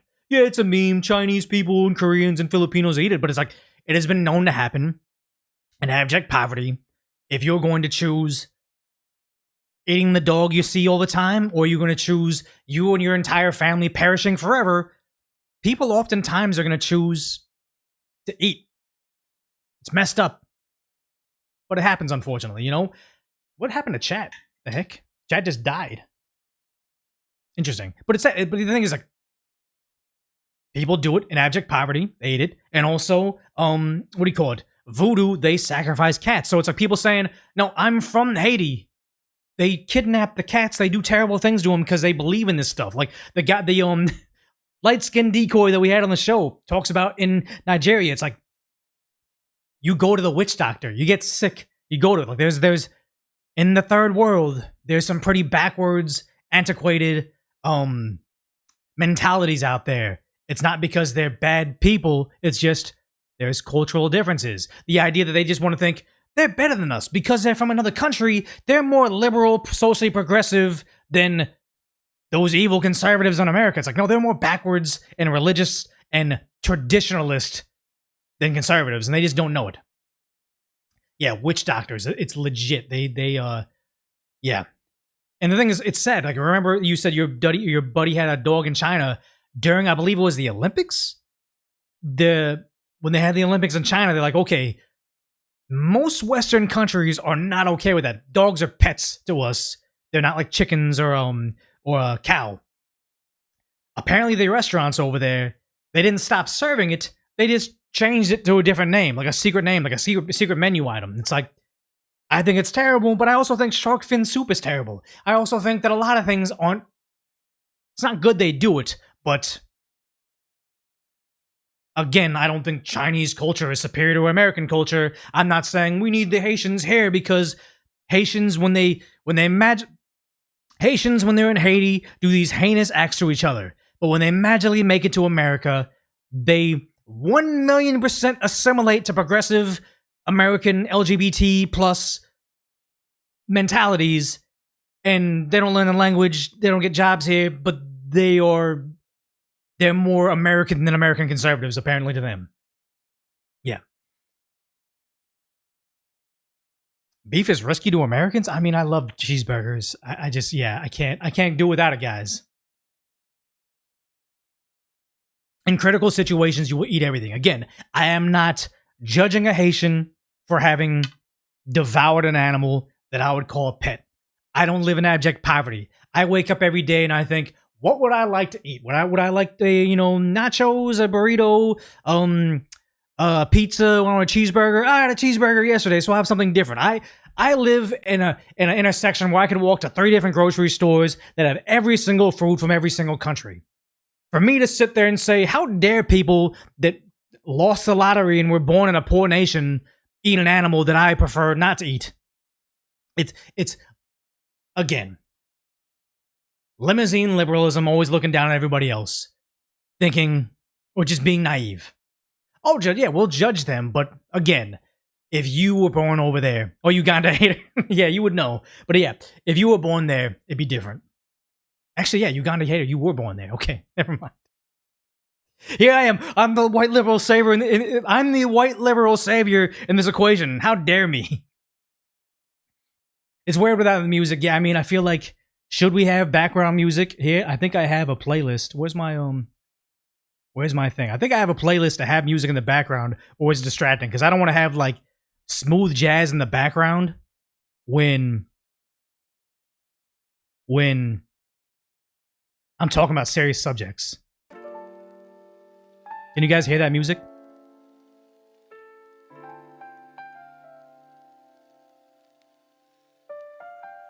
Good volume, yeah, you hear it. So it's like I have this whole playlist of all these things. But honestly, I wonder. Yeah, this is just lo-fi jazz in the background, elevator music, but it's also AI, so there's no copyright issues. But it's good. I like pour whiskey. I mean, you know what? I should pour whiskey. I should have a cigar. I should take my shirt off. I should grow out my beard, shave my head, and have sunglasses. I already have like a chest tattoo. Just has to be a snake. I could do that, yeah. And I'll just talk about the ladies in the Matrix. This podcast took a weird turn, but you know. In a trilby hat? I've heard the word trilby hat, but I don't know what that is. I'm very uneducated, guys. Don't shave my head. I mean, I'll shave my head, but you'll never know it because I'll wear a beanie all the time. Get a pirate hat? Gotta admit, man, not a big fan of Disney, but Disney sold this parrot. It's like a magnet that sits on your shoulder. The parrot sits there with you, and he can be there. The best purchase I've made ever. Tim Pool. No, my new name is Zinjul. I'll be Zinjul. I'll be hopped up. Grow my hair out? What are you talking about, grow my hair? This is the max grown out. Like, I don't know if you guys watched the original Decoy voice a long time ago when I had a man bun, I had a beard. Yeah, that was a bit much. As a real parrot, I mean, I had a parakeet when I was a kid. Love that bird, but they don't turn off. They're not a toy. They just go. It's not conducive to my life.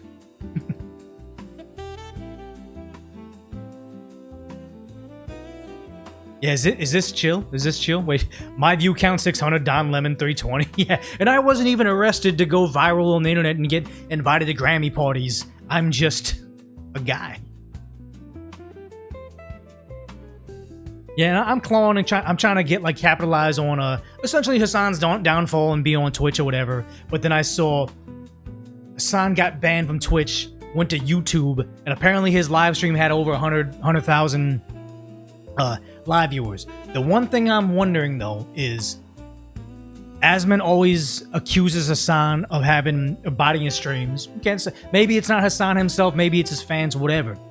I wonder if possibly if they're botting his Twitch streams, was his YouTube stream botted, and is he going to be penalized for it? Again, no way of confirming this, but YouTube I feel like is a lot more on top of taking away your botted money. So, you know, they're not paying you out for stuff that doesn't exist. They're very good at it, which is good. But did he bot that insanely? Potentially, yeah. Dude got bots. Yeah, and here's the thing: is I like the idea that I've never botted, never paid for bots and everything, never like bot subscribers and all that nonsense. One, because I know it messes up the algorithm and you're trying to grow. But two, everything I did was just me on my own making the channel. I can't attribute my success to anybody except for a little help from what is it? Abba and Preach featured my stuff on the show. Donut Operator, obviously, Asmon, Gold, Tectone, Nux, all those people that like watch my channel, like they help boost it up. But it was just mainly me. You feel like your victory of having 1 million subscribers would be hollow if you had indeed botted your way up to the top. Being a conservative commentator is lucrative right now. I think just telling the truth. Like you can be a commentator with a liberal slant as long as you told the truth. Like if you still called out Joe Biden, Kamala Harris for being dumb, and Bernie Sanders for not having a spine, I think there would be a space for that. The problem is, traditionally, left-wing commentators just toe the line of whatever MSNBC is saying. They just parrot that. Sun went to 80 to 40K. Yeah, that would be like a bot purge, I think.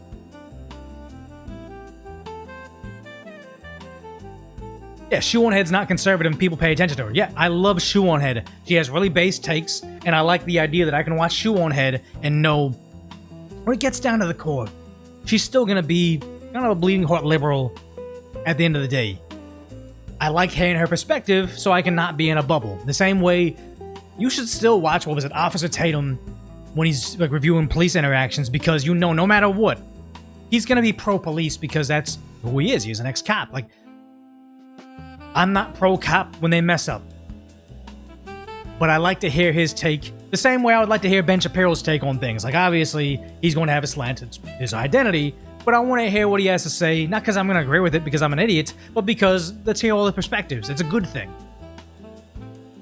What happened to Nuance, bro? That's a good question. I don't know where he went, but I'm such an idiot. I didn't know the difference between Nuance, bro, and Sovereign, brah. So that is the extent of what I know about the world. So Y for yes, N for no in chat. Should I keep the music on in the next segment? Is this distracting? Should the music on or off? Yes for on, N for no. Seems like most everybody's saying yes. Couple no's. What we'll do is, because this is a serious topic, just gonna turn it down a little bit. Don't care, chill, keep it okay. Because right now we gotta cover is Benny Johnson found up, what is it, $100 million of fraud in California. The title is The Dark Truth is Worse Than You Can Imagine. Insane video, what is it, already 300,000 views in less than a day. This is getting crazy. We gotta watch this. Welcome to California, the homeless capital of America. Nearly 200,000 homeless people reside in the Golden State. It's way worse than Minnesota. This was bought with taxpayer dollars. And here's the thing: is somebody got a kickback for this facility right here. And the problem is I lived in LA. I lived in a bad part of LA. I lived in a decent part of LA that got bad. But I know about all the homeless scams that are going on. And how they just wash their money, and it's like all about kickbacks and everything. But in my new place, it's like a walkable community, kind of a quiet college town. It's good. It's a good place. But then they're like, let's build this giant homeless shelter in this abandoned like office park or whatever. They're all about it, and then they discovered city council was being corrupt. They voted yes for the homeless shelter, but it was all because it was going to be in kickbacks to members of city council. So then they got rid of it because of the corruption. But now everybody on Reddit for my new city is saying, okay, now we got to figure out how we can make this homeless shelter. And it's like, didn't you guys just realize it's not about serving the homeless? It's about kickbacks for our politicians. And on top of that, it's just going to make this community like LA. Like if you guys have, bleeding hearts and you want to, do your part in your community to serve the homeless, go move to a community that serves the homeless and then tell me if you want that to happen here, because they're just naive. Obvious fraud. What the hell is going on? Mayor Bass needs Skid Row for her to get federal money, but the reality is Riverside County Sheriff Chad Bianco. Good to see him over there. I think he's gonna be the next governor. Fix this if we want to. I can't believe it. I can't believe that never occurred to me. Welcome to California. We just had a whistleblower from inside of the homeless industrial complex. So you believe homeless shelters are being used by illegal aliens? So yeah, 100%. I believe they were being converted into housing units for illegal aliens. Like, wasn't that what the controversy in New York City was for the Roosevelt Hotel? I might have said 100 billion. I meant 100 billion. Fraud in California? Who would have guessed? Rallying protesters to come and surround us. This is what LA looks like everywhere. Not just this street, every underpass, every ditch, every overpass, every single intersection looks just like...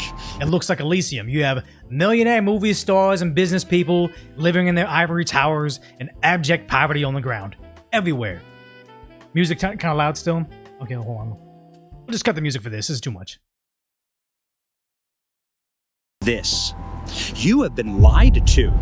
Gavin Newsom, the governor of this state, says that homelessness is down, that he's fixed homelessness. And he said... And also remember, when they said they fixed homelessness, it wasn't fixed homelessness. They had more homeless deaths than new homeless. And they were barely outpacing it. Like there was what's the number? Like, I'm making it up. Was it like something like 7 a day?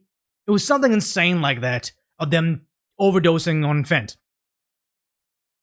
They're all gone. And they're like, oh, we solved homelessness.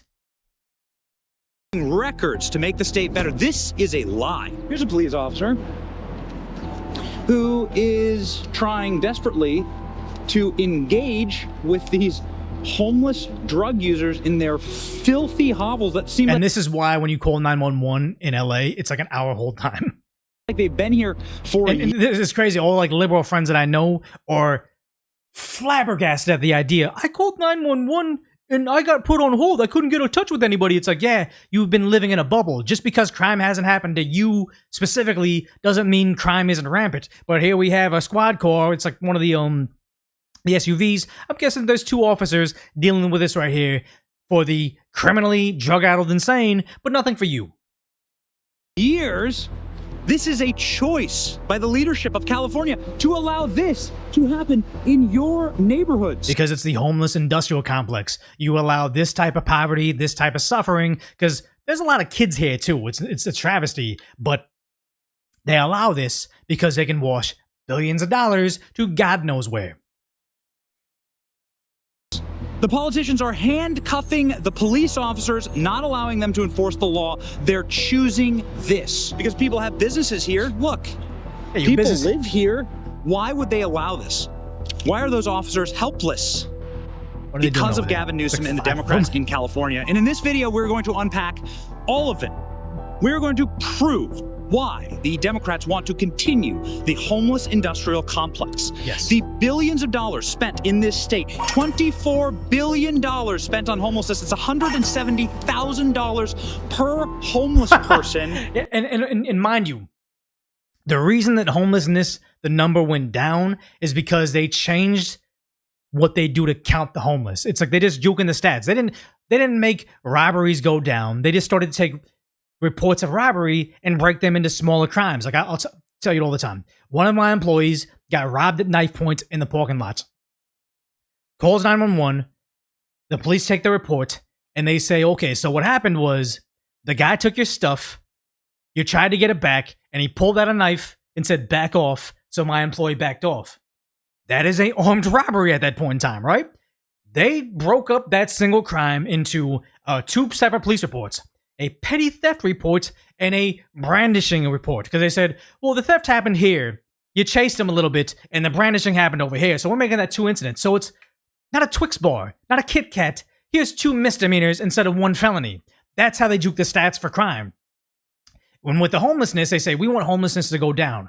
So now you only count homeless in the evenings. We cut the homeless counters in half. And also, if you're in an RV, that no longer counts as homeless. Homelessness went down. And now that they want homelessness to go up so they can get more money for it, now we have more volunteers out there counting. Now we count at 3 a.m. and now we also count the people in RVs. Homelessness went up, we need more money. They never solve a goddamn thing. They only make the issue become worse. All these people are suffering more, and they try to say, money please. Spent in this state. Look at that. That's a guy's house right there. You live right there. You're moving because you can't. And you can't sell this either. This is an insanely hard. Well, one thing, you're on the freeway, so it's like all that brake dust is just pouring into your lungs. But also the idea that it's hard to sell a home with this right there. Like, think about how much gates and how many fences he has there. All the homeless. Yeah. Your children live here. Yeah, it's not passed for the street. Oh, of course not, it's not safe. Look at that barbed wire. You're living in a war zone. This is all about trafficking in human... And it's crazy how you have all the celebrities at the Grammy Awards saying things like, ice out, this or that or whatever. It's like, yeah, they live behind barbed wire fences right here in communities that never even see a lick of this. Easy to say that when you got all that security and you don't live amongst it. Your kids don't play outside amongst it. Those guys are scumbags. Misery. Look at this. So that's what we are going to be investigating in this video. The homeless industrial complex that feeds the Democrat Party and their donors in this state, and why they never want to solve any problem like that. Makes too much money. Join us. It washes money because it's just like education. Like when I voted recently, there was something on the bill saying we're gonna build something for the students or whatever. And it's like, I thought we already paid for that thing. No, they got the bond. They sold the bond to pay for the kids, but then they use that money on like a freeway because they use the freeway bond money on something else. They know if it's for homeless, it's for healthcare, it's for immigrants, it's for minority women. You're going to shovel the money out because you're a bleeding heart liberal. Same thing here. Homelessness needs to be taken care of. You see it everywhere. Don't solve the issue. Just keep fundraising on it. Just like, what was it? One of the early videos I did for this channel when Ruth Bader Ginsburg passed away and the new Supreme Court got rid of Roe v. Wade. They gave the rights back to the state. There was this girl there that was dressed all in green. That was a color that you're protesting against Roe v. Wade. I mean, the decision to repeal Roe v. Wade, even though they're in California, and also the federal government just gave the rights back to the state. California was losing no rights. No conservative state was protesting, just liberal states, so it was beyond regarded. But the idea you had these girls there that were all for the movement saying, wait, the Democrats had the House, the Senate, the Supreme Court, the White House. They never codified Roe v. Wade. But suddenly, now that they didn't do that and we lost it, now Nancy Pelosi says she needs me to give her money to save my rights. Why are my rights a talking point for your political career and not something you're accomplishing? I feel like I'm being tricked, and it's like they're starting to see the light. They're starting to see the game. Same thing's happening here. Don't solve an issue you can campaign on in perpetuity because your voters are fucking regarded. This ride is going to be a wild one. Here we go. California has poured $31 billion of state and federal tax dollars into fighting homelessness over the past few years. That adds up to $170,000 per homeless person. For perspective, that's more than the median price of a home in West Virginia. That's more than the total GDP of 91 different countries. So what's the result? Nothing. Abject poverty. Like the idea that we know that Governor Gavin Newsom can clean it up because when China came over to visit at the Asian summit or whatever, overnight San Francisco looked like Elysium. Like looked like a dystopian nightmare. All the homeless people magically disappeared. They turned all these encampments to planters and had gates and wires everywhere. They had like security. It's like, yeah, they could clean up homelessness. They could solve it. They just don't have the heart for it. Yeah, not cleaning it up is by design because they want you to sell your house at a super cheap price. Very sad. Astronomical spending. Homelessness skyrocketed in California. They added 30,000 new homeless people. Despite the deaths. The issue is so much bigger than we know it. Decided to head to Venice Beach to talk to actual homeless people to see if they've received any of the $170,000 that Gavin Newsom has spent on them. Listen. This is the cleanest I've ever seen Venice Beach. Again, I said I grew up on this little area, skateboarding all across the area. It was a good childhood. It has never looked this clean when I was there. We're here on Venice Beach, one of the most famous beaches. Yeah, look at how clean this. I've never seen it like this. Something has changed recently. In the world, and it is absolutely disgusting. It smells like piss and weed everywhere that you go, and there's homeless people everywhere. Let's go talk with some of them and ask, has Gavin Newsom done anything for you exactly? Nothing. Yeah. So have you guys seen any of that money? Has anybody... No. I got nothing. I'm still ready. And one thing that I want to point out here is the pit bull here. It's sad you don't want to see the pit bull like living their lives in abject poverty and being there. But the scarier part is when they get the free housing. Again, I said I lived in LA. That's why I moved. They built one of those quasi halfway houses. They're drug users. It's a state-of-the-art apartment, but nobody can rent there. They just give them a voucher to stay there. They all get pit bulls as self-defense, like so they don't get attacked. But once you take these outdoor dogs and shove them in all these tiny little apartments where they're like multi-family units, like it's one small little unit, but you put two different strangers in it. There are so many dog attacks in these places. It's nuts, but it'll never go reported because it's just lawlessness. Seen any of that money? Has anybody... No. I got nothing. I'm still right here. Yeah, I didn't know there was that much money in it. For $170,000, they could easily build longhouses with 50 to 100 hammocks in each one. Have you seen any of that money? No. $170,000. Have you ever gotten any payments? Get payment for what? Yeah, exactly. Right, exactly. They're going to find out to see where's the money going. There are 6... Well, you know what is it? LAHSA. It's a Los Angeles Homeless something authority. Maybe chat knows. I forget what it was called, but I've seen them. I complain about them all the time. I work near a shopping mall. Anytime I went there to get a meal, I went there to get a coffee. You just see the Lhasa guys hanging out doing nothing. They get paid pretty well because I even looked online on what it took for me to get a job there, but they get all the money to do nothing. That's where it goes. 183 homeless nonprofits in California, over $1 billion in annual revenue. This is a massive industry. Take, for example, PATH, People Assisting the Homeless. This is a major California-based nonprofit. This is not the one I live next to. It looked exactly like that. My apartment complex wasn't trash. It was just dated. I think my apartment complex was like from the 80s. It was a good unit compared to the one I lived in downtown, but it was nothing like the state-of-the-art stuff that I saw next door that my tax dollars purchased that I was not allowed to stay in. Obviously, you wouldn't want to be there, but then those guys that went into that quasi-halfway house, they set that thing on fire the first week it was there. It's sad. But focused on ending homelessness. According to their IRS 990 forms, PATH has a total revenue of $181 million. That's grown exponentially in the past few years. It's up 13% year over year. PATH spent $70 million on salaries and benefits. Oh, executive compensation, $1.7 million do not solve the problem. This is one thing I always hated about Biden. The economy was trash. The border was trash. Law and order was trash. Everything got progressively worse for Biden, and he seemed to take more time off. I remember when I had a regular job, if something was going wrong, even if I had PTO, I was driving into work no matter the hour. Something was on fire, I'm taking care of it. How do you get $1.7 million in salary, 1% of the expenses, and you're failing? Benefits alone in the past year, the CEO made over $300,000 this year. Man, you can really put a roof over your head in the homeless industrial complex.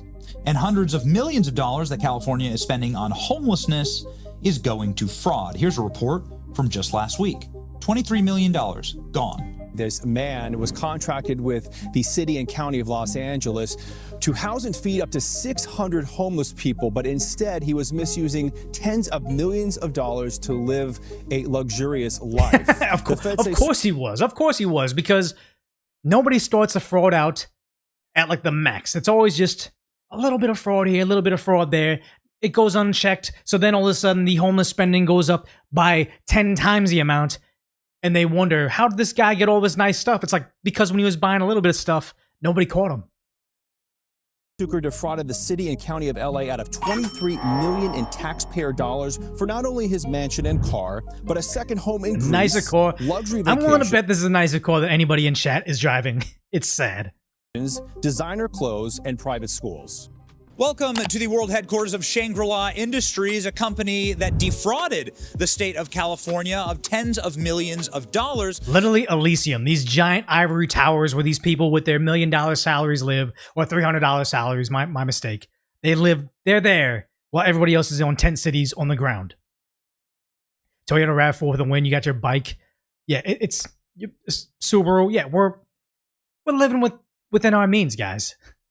District 9. Yep, that's what this is.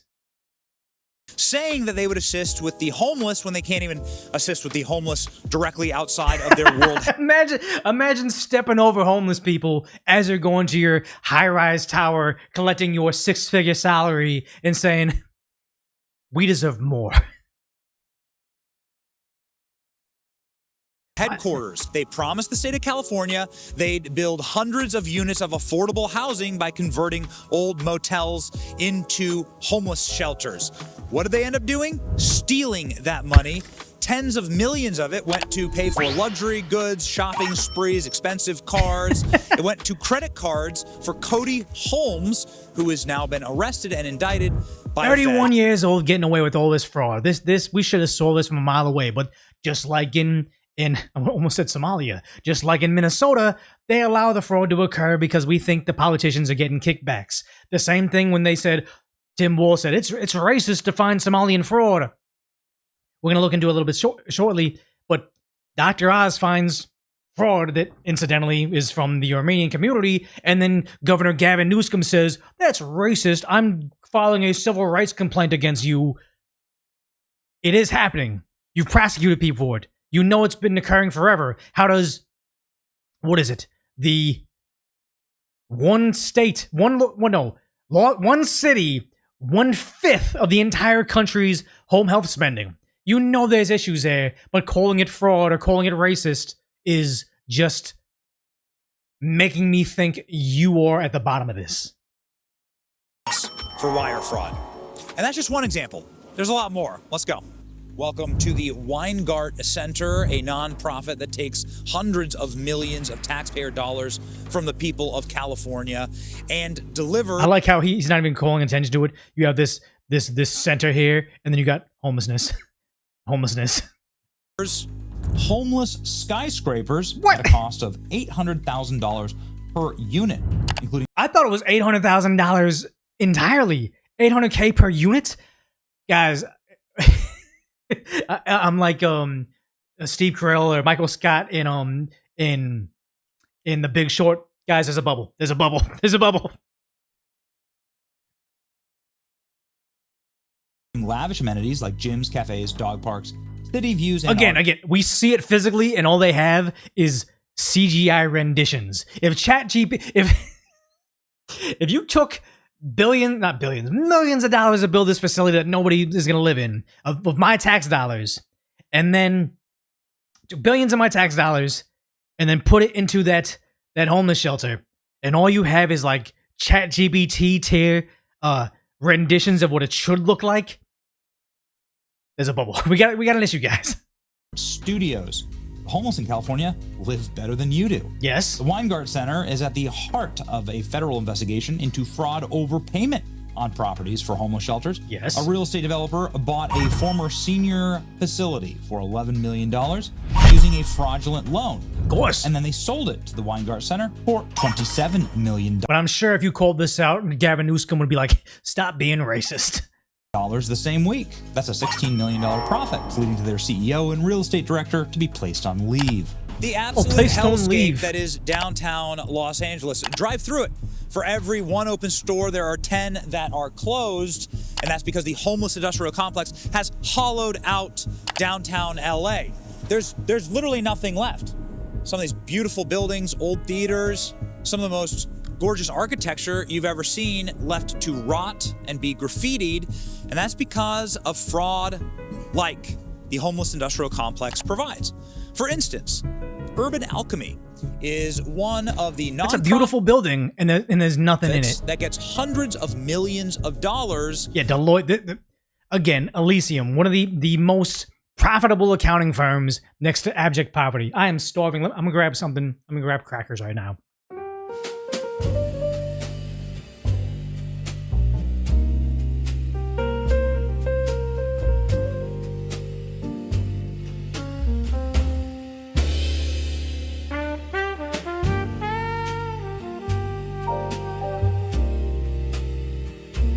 All right, we're back. We're gonna keep watching this right now. From the California taxpayer. Urban Alchemy promised the city of LA that if they gave them millions of dollars, they would be building beds for homeless people. Let's go ahead and check in on that project, which a recent judge just called obvious fraud. Let's go. The group received $3 million in taxpayer funds to build a safe sleep village in a parking lot. That didn't cost $3 million. It's a basketball court with some tents. I could have done that for like $1,000 and just pocketed that money. That's probably exactly what happened. That's filled with tents.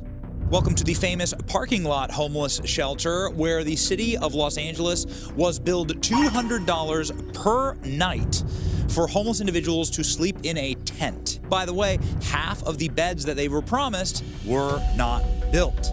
A judge said this is it was all ChatGPT. They took millions of dollars to give you Mid-Journey's version of what this should look like and never did it. And at a charge of $5,600 per month per person in a tent, one of the most expensive rents in all of LA. We are heading now to go. Yeah, in LA, I think my one bedroom was probably like $1,500 at the time. Maybe that was like 3 years ago.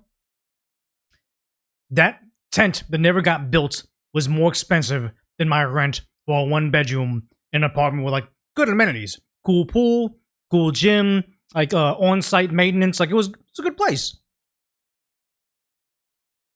5 times that amount to pour a slab of concrete.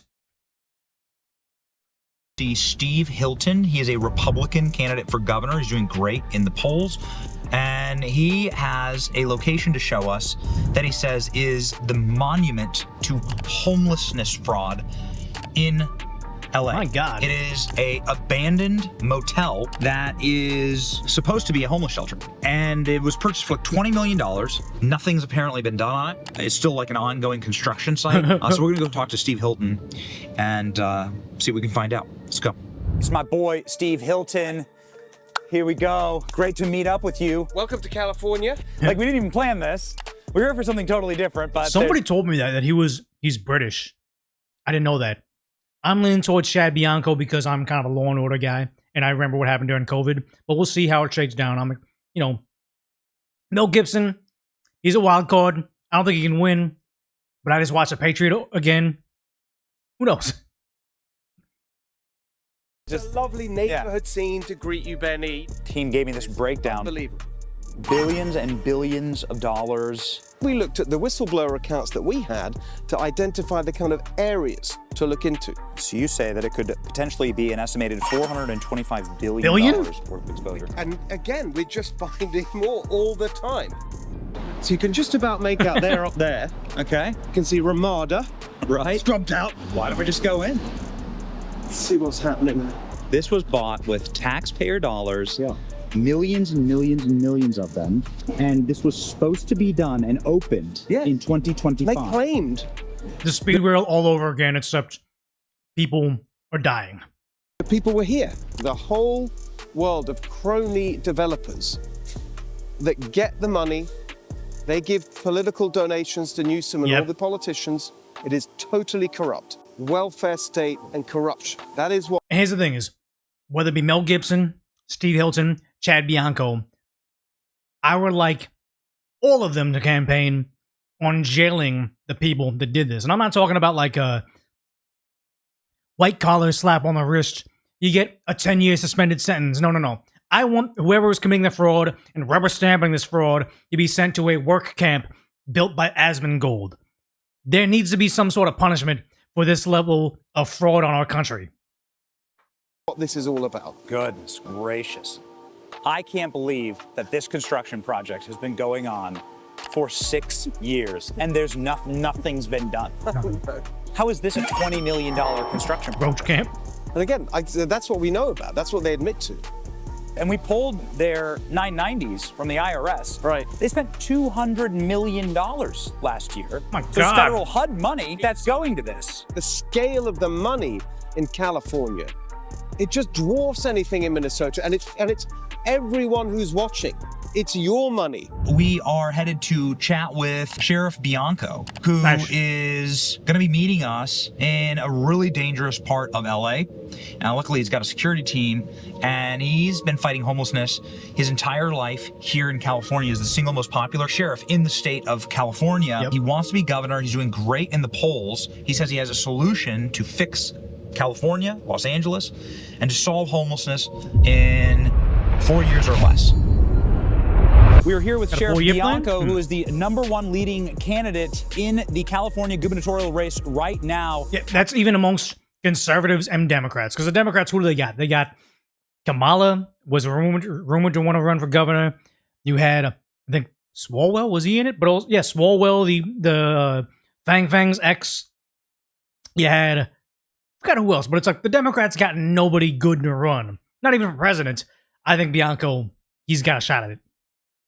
Oh yeah, Katie Porter, the lady that yelled at her like, out on the streets. Was it her housekeeper in the background? Like that video sunk a campaign amongst the left. With us here at this beautiful scenic LA street. It is. It is. Welcome to Los Angeles. It's every street you go on, you're going to find this. But the reality is this. We could fix this if we wanted. I've talked to a couple of the guys here. Morning. This is their life. This is where they live. The one gentleman that I spoke with this morning has been here for 20 years. 20 years on this street? 20 years. 20 years a legit downtown security here in detail. downtown Los Angeles homeless. As we know, there are billions of dollars of help out there. Yes. So why are we allowing this on the sides of our freeways, on our off-ramps? These are houses here. These are residential houses. The same block that from have- before. It's someone's business. Someone's trying to do business there. This is a residential street. This is the reality of big cities in California that are completely mismanaged when you have so much money that it is easy. You said, how are they so content living like that? Because they're on drugs. Like, they're never conscious. They're just there floating around. It's sad. To hide the waste, the fraud, and the abuse. And thank God that Minnesota happened. Thank God that Nick Shirley did that with what he did. Because what I thought was interesting is the day after Nick did that, social media all over started saying, yeah, but what California. about California? Yeah. California's got to be worse. And I was sitting there saying, yeah, it's way worse. And bring it on. How are you? What's your name? Greg. Greg, good to meet you, Greg. Can we ask you a quick question? $24 billion has been spent on homelessness. That's $170,000 per homeless person. Have you ever seen any of that money? Would you like it? How long have you been down here? A year. A couple years? Yeah. Are you from Los Angeles or did you come Is from he somewhere wearing an else? Apple Watch? If I created an environment where I could offer you a living facility to come get off drugs, get your life straight, get you some job training, and get you back out into the world, would you accept that? Would you be up for that? It sounds nice. I like where he's coming from, but this is a dream scenario. Unfortunately, these programs have existed. It's never going to work. It's just sad. But I think that would be naive to think you're going to get all these homeless people on the street doing heroin, doing 8 bowls, shoplifting everything they could desire. They aren't a very, very small percentage of them are going to say, you know what? Yes, I'd like to work at Starbucks instead, have a schedule, go to work, and not do drugs. Yep. Yes. Good. Yeah. Keep your head up and Yep. keep What going. is with it. Evil says you have to get rid of the drugs. Yep. The only way this stops, cut the flow from drugs in the community. At some point in time, I think it was around Prop 64 in California, it was supposed to just, on the surface, make pot legal. I think a lot of people can agree with that. But not only did it say make pot legal, it made every single drug go down a classification in terms of like arrest. So what would usually be like having this would be a felony, went down to a misdemeanor, and then misdemeanors became infractions. And a lot of the time, I was not near downtown. I remember this vividly. There was a shoplifter, or was just a security guard. He leaves his backpack outside to come in. I think he like gave us his prison slippers and took our pair of shoes. So when he went outside, I just stood in front of his bicycle. I'm like, hey man, like, come back with me. We're going to go in the store. We're going to talk about this stuff. You're going to sign something. Like, I'm not trying to make this a big deal. You obviously have a knife on you. You look like you're using drugs. Not getting stabbed over the store, but like, you know, I'm doing my job. I'm like, you know, just talking. It's like, no, he's freaking out. He's running around. Sprints away, right? So I have his backpack. I have his bike. And as he's running through the parking lot, he like sees me and then he thinks about it. Then he runs away. And I'm like, okay, that was weird. So then when I opened up the backpack, he didn't have drugs in there. He had the re-up. Like, he had weight on him. And I'm like, you have to be on some hardcore substances to try to run away with my fucking pair of shoes to leave behind the re-up. Like, this was the stash. So when I called 911 and said, hey, look, you know, this guy, I want to report a crime, but also I have a large quantity of substances. I don't know what it is. It's vialed up, though. You guys got to come and pick it up. LAPD straight up told me, look, man, if I got to go all the way out there to pick up that backpack, I got to go downtown. I got to log it. He's like, do you have a sharps container? Like, you know, for like needles and knives and everything. I'm like, yeah, I have a sharps container. He's like, just put it in that so it can get properly disposed of. And I'm like, no, dude. Like, I have the re-up. I can become the kingpin of this area with this backpack. You got to come get it. And like, no. It takes too much resources. We got limited amounts of coppers today. Put it in the sharps container. And I'm like, this was like 3 sharps containers worth of substances. And I was like, all right, man, I'll get rid of it. But that's how bad it is over there. You got to get rid of the dealers. Prop 64 made it so they're not even willing to come out to get this guy's face. Like, yeah, Kingpin Decoy. I essentially could have become Kingpin Decoy. They should have figured out how to get rid of this. But no, they pretty much legalized it, and they wonder why they can't get a guy to come over, get free housing, get job training, because it's too easy for him to get substances. No, I'm not trying to sell. I actually was somebody that looked down on people that left their community instead of trying to fix it. Like, why are you guys all trying to take all the able-bodied men and come to a new community? You need able-bodied men to fix your community. But me, my family, I was just like, they're building this homeless shelter next to me in my part of LA. I gotta move out. I fled to greener pastures. I should have stayed and tried to been, not the resistance, but I should have tried to stay and make that part of LA better. I gave up on it. I moved on. So yeah, no, I wanted it to become better. I wasn't going to become part of the problem. Going, and appreciate you talking to me. You just walk by and engage with more homeless people than I've ever seen Gavin Newsom engage with. Our politicians only come down here for political shoots. Yep. There's no way Gavin Newsom would ever walk and talk up to some random homeless person. I've been doing this for 32 years. A homeless person. It reminds me when Gavin Newsom went to go clean up a homeless shelter at an encampment, and he was on video, and it's like, wait, it's hot outside, and this fucking idiot is wearing like a sweater to clean up stuff. It's like, that's not organic. And then Mayor Karen Basora, she was over there cleaning up graffiti after the LA riots, but she was wearing some fresh new Panda Dunks, and it's like, nobody's wearing their rare $200 pair of Nikes to clean up graffiti. Nobody's wearing a sweater during the summer to clean up a homeless encampment. Bianco is correct. They're not actually out there to solve the problem. Person doesn't scare me. A criminal doesn't scare me. They're just people. They don't care about these people. That walk right there, the sheriff just did more for homeless people than Gavin Newsom has ever done in that walk right there.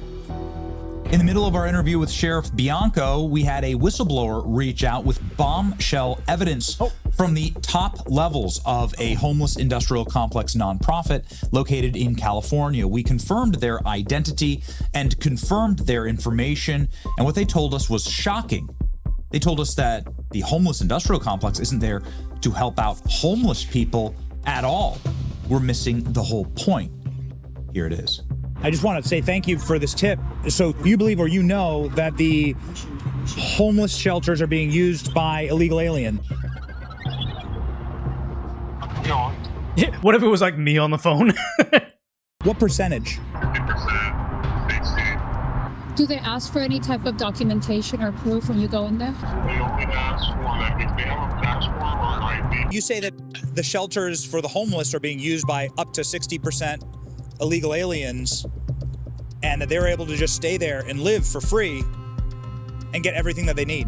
Yeah, they stay for like a year and a half, stuff like that. Sometimes it's like an entire family. It's gonna sound crazy. One of the shelters, this Russian family, they're driving a brand new BMW. This is unbelievable. You see other luxury items like cell phones and stuff? Oh yeah, everybody has new stuff.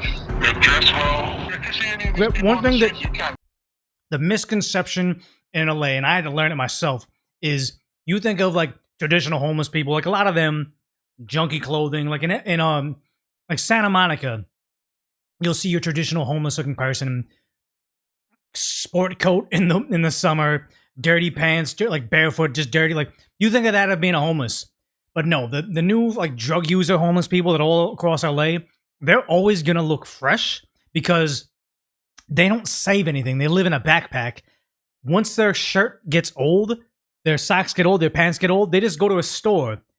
They swap out their clothing, have a brand new outfit, and just walk out because a lot of these places can't arrest them because they have whatever policies, and they always have brand new clothes because everything's free to them. It's disgusting. That's the way the system is. But yeah, you can sometimes when you're seeing them, they'll have a smartphone, they'll have their Obama phone, they'll have an iPhone, brand new shoes, brand new outfit, they'll have their EBT card.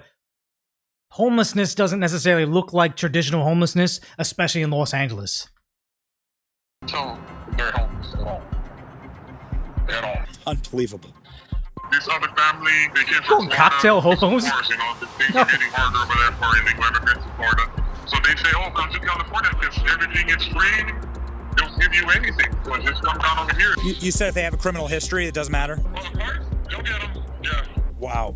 So do you not let the police in? After the whole ICE thing all over the place, they placed signs everywhere that private property, they close the gates, they lock everything down. What these are like extrajudicial embassies for criminal aliens, illegal and then potentially criminal, where they get to live for free on the taxpayer dollars and be protected from federal agents and police. I wonder if these individuals are later told to vote.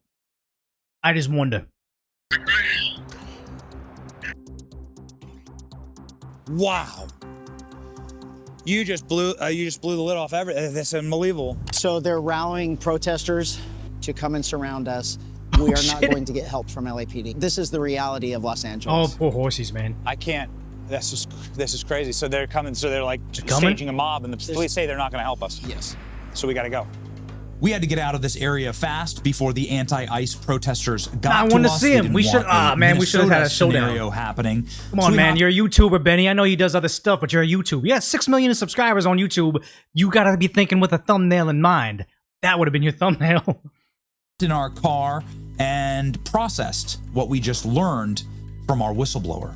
Our whistleblower just blew the doors off the whole California homeless industrial complex. Is it a front for smuggling criminal aliens into California using federal dollars? Yes. The whistleblower says 60% of California's homeless facilities are just free housing for illegals. Yes. Illegals that drive luxury cars and live lavish lifestyles.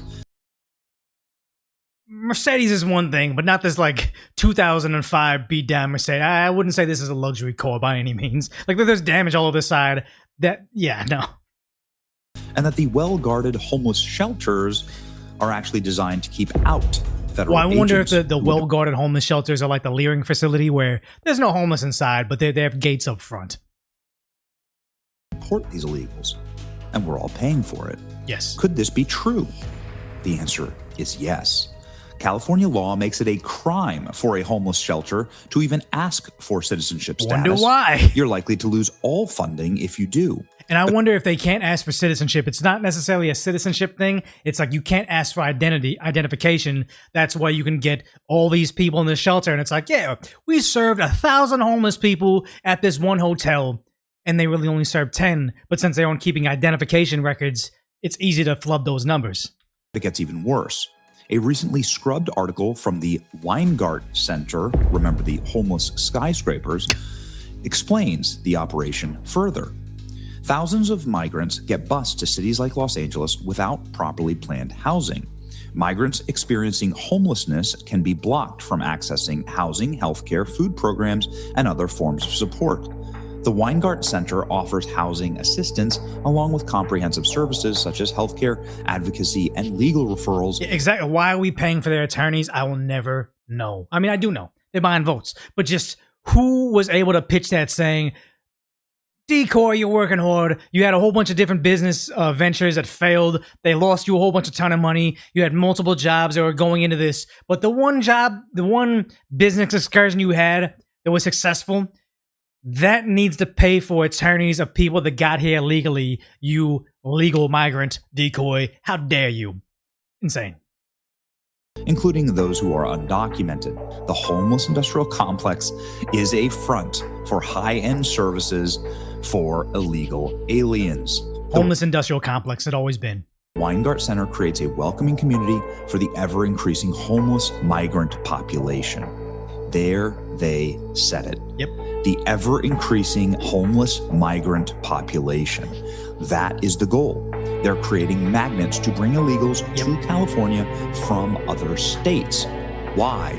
Other states, other countries, though. California is set to lose a catastrophic number of electoral votes in the next census. Crowder had a good video about it saying if they're able to redo the census where they don't count, if they just see the change of population and also can start to change how they count people on the census, so no longer have immigrants, the electoral college changes so much, Republicans wouldn't even need to win the swing states. Just in the red states already, they would win every single presidential election. If you have the number of Americans leaving Democrat states to Republican states, changes the electoral college. On top of that, not counting illegal immigrants, the Democrats can't win by default. That's why they're doing this. Population loss. The census counts bodies, not citizens. So California has used the homeless crisis as a cover to import illegals. And I wonder, like, they count bodies, not citizens. If there's no paper trail, what goes to show they can't just flood the numbers? Hey, look, we got this apartment complex. Every single one of them had 10 African migrants in it, every single unit. So just up those numbers. They don't know that it could be easily lied about because there's no paper trail. This is a problem. Boost their population and spend billions of your federal tax dollars on this operation. It's all for power. We checked out one of the homeless shelters named by our whistleblower in Hollywood, and you won't believe what we found.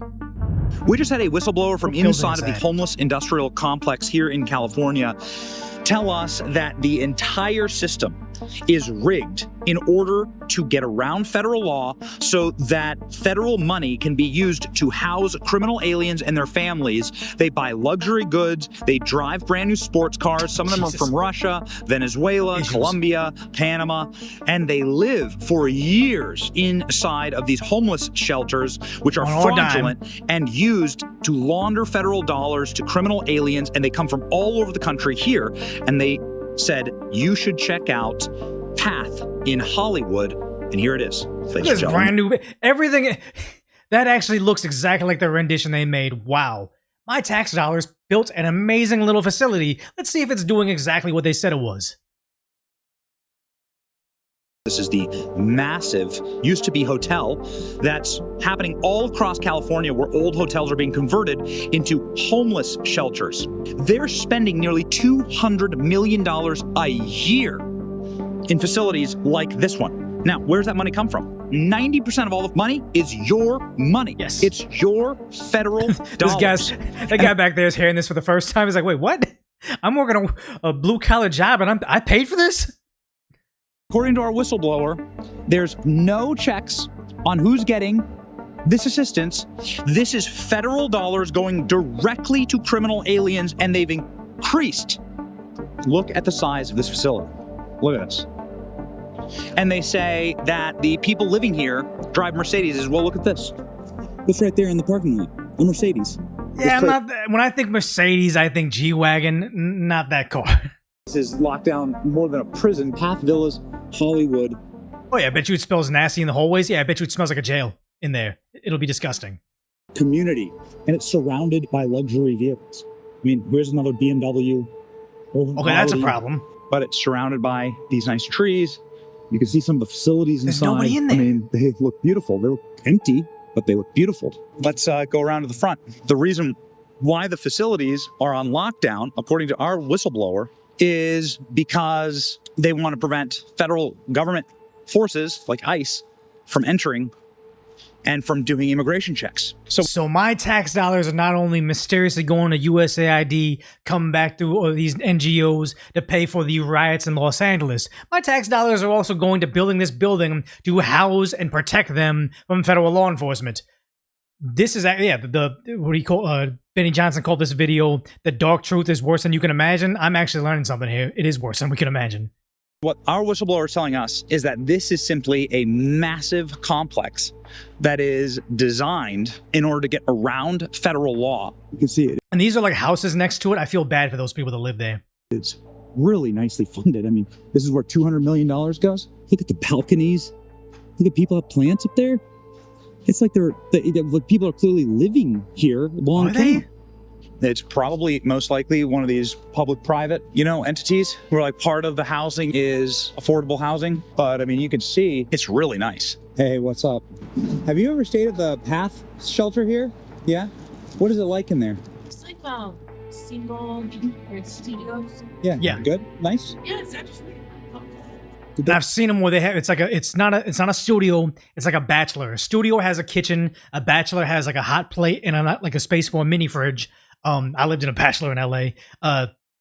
But also they have they don't all have their own bathroom sometimes. They have a shared bathroom area.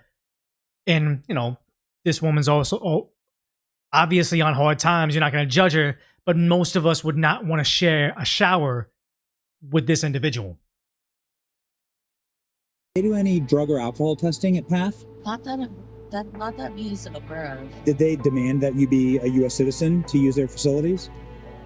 That I don't know. No. We've made a good faith effort to. I honestly don't think this person would remember if they required it or not. But, again, not judging these people on hard times. You want to help these people. But we also don't live in a naive dream world that more tax dollars is going to solve her situation. Reach out to the major. A homeless female Asian is like the rarest. That's like a unicorn of homelessness. It is sad that it's got this bad. Homeless nonprofits in LA with emails and phone calls. We got a hold of 0 of the facilities. They refused to get back with us or answer our calls. And so we called HUD.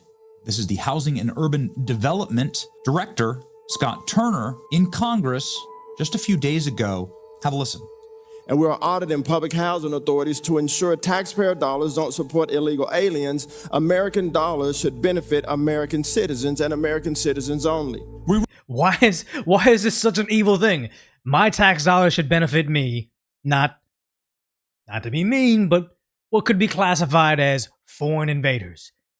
U.S. tax dollars to U.S. citizens that are suffering. It's not something that should be controversial. Reached out to the Secretary of Housing and Urban Development with the allegations in this report. Turner told us bluntly that HUD will not tolerate fraud. When we find it, we will act. HUD's Office of Inspector General will do everything in our power to prosecute and apprehend those who break the law. And then he pointed us to the prosecutions of a man in LA who stole $23 million from the American taxpayers just this week. Again, he said that don't throw him in jail. Throw him in the, what do you guys call it? The Roach Ranch, Asmund Gold's work camp. They got to pay that back to the American people. More prosecutions will be coming. Good. We hope our investigation leads to more.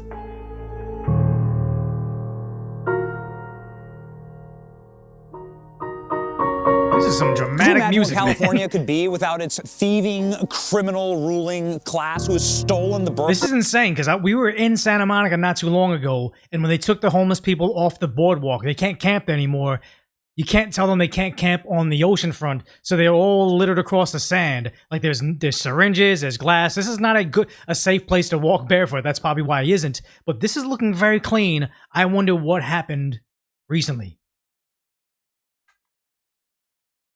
Right of all Californians and quite frankly America to enjoy this state gifted in natural resources, potential, creativity. There was a time in California's history not too long ago where if you wanted to be anything, man, you moved to California. The movie business, media, space exploration, natural resources exploration, tech, and now those companies can't get out of here fast enough. They're fleeing because of what? The fraud, because of the mismanagement, the corruption, and the open thievery. Or the extra taxes that are about to pour on. Someone said they know someone that stepped on a syringe. I had some videos I would play on here. We used to, not on this side of the Santa Monica Pier, but the opposite side, we play glowing flag football at night. Glow beach flag football at night. It was amazing. There's lights off the pier.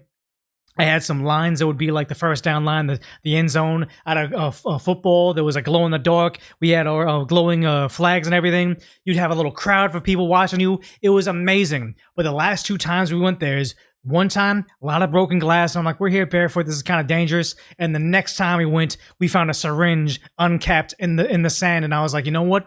This isn't worth it. One of us is going to get like hepatitis H or whatever from here. So we stopped playing. That's how bad it got.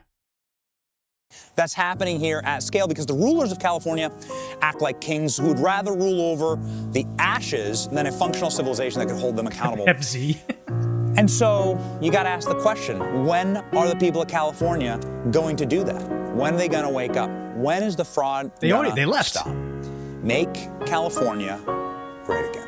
Well, once your tax cattle is left, this can't be paid for anymore. And that's why they're trying to, get a federal government bailout. Like it's bad. It's only getting worse. That was a good video from Benny Johnson. What does Asmongold do every time?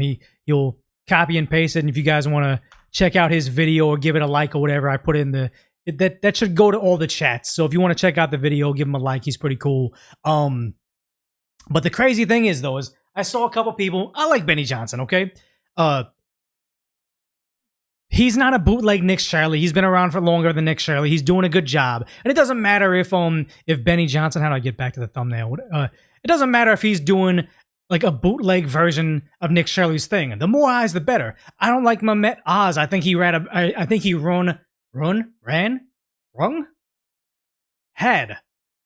There was a bad campaign against, I don't know what it is, how to say it. There was a bad campaign against, who's the guy? Who's the guy he was running against? Fetterman. Ran? Okay. Yeah. Oh, thanks for the subscription. None yeast. Rund? Rang? Whatever.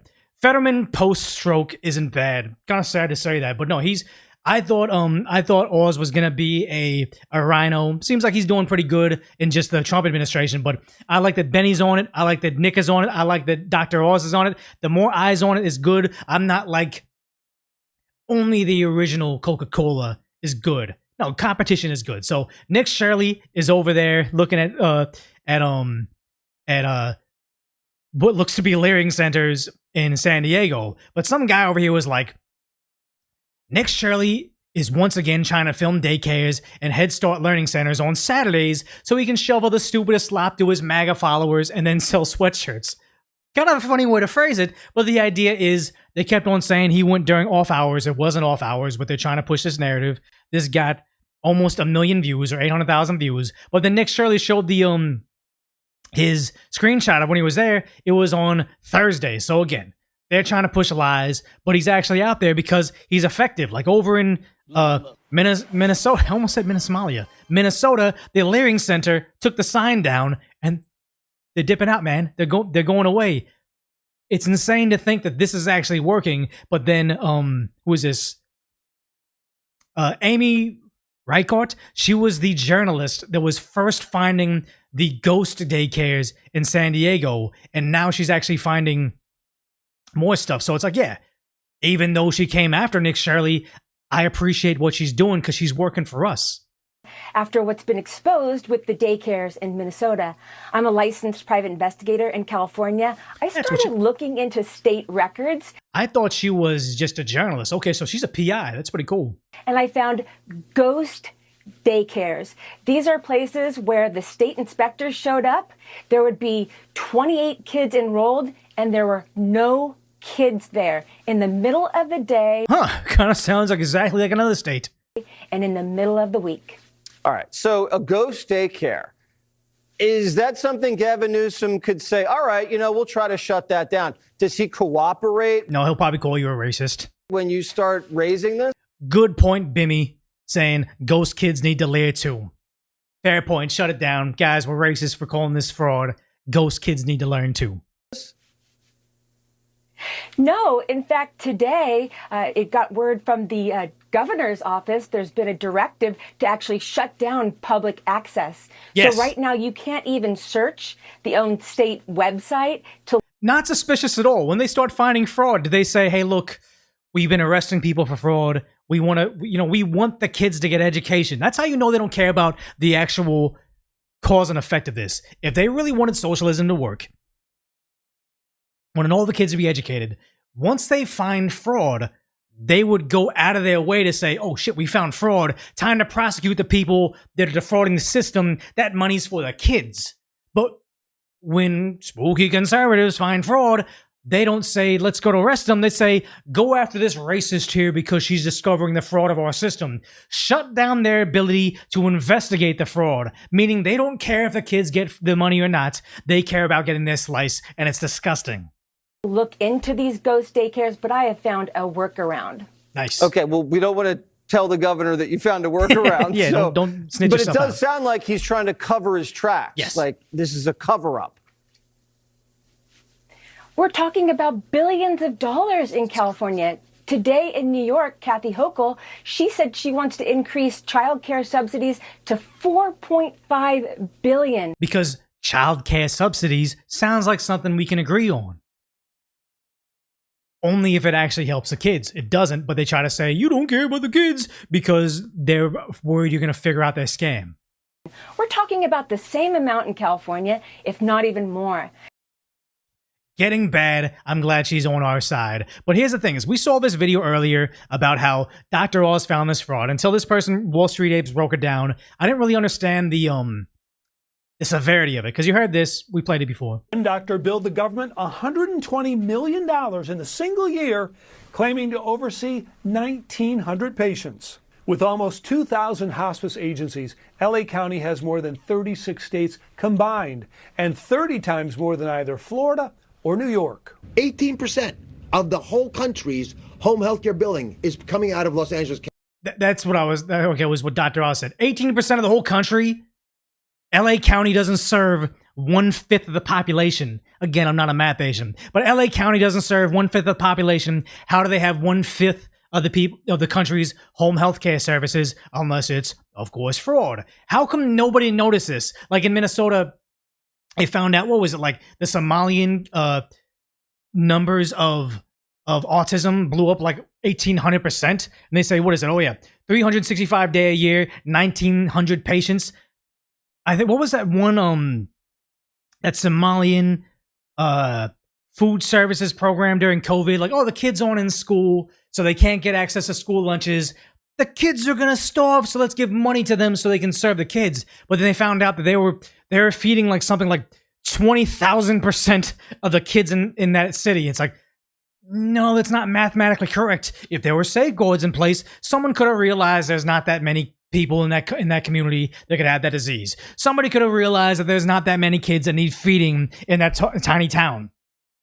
Somebody could have realized that we don't have 1/5 of the people that need hospice care or home health care in Los Angeles County out of the entire country. There should have been some sort of circuit breaker to notice that, but in California, under California Governor Newsom, of course we can get defrauded like this because he's a fucking idiot.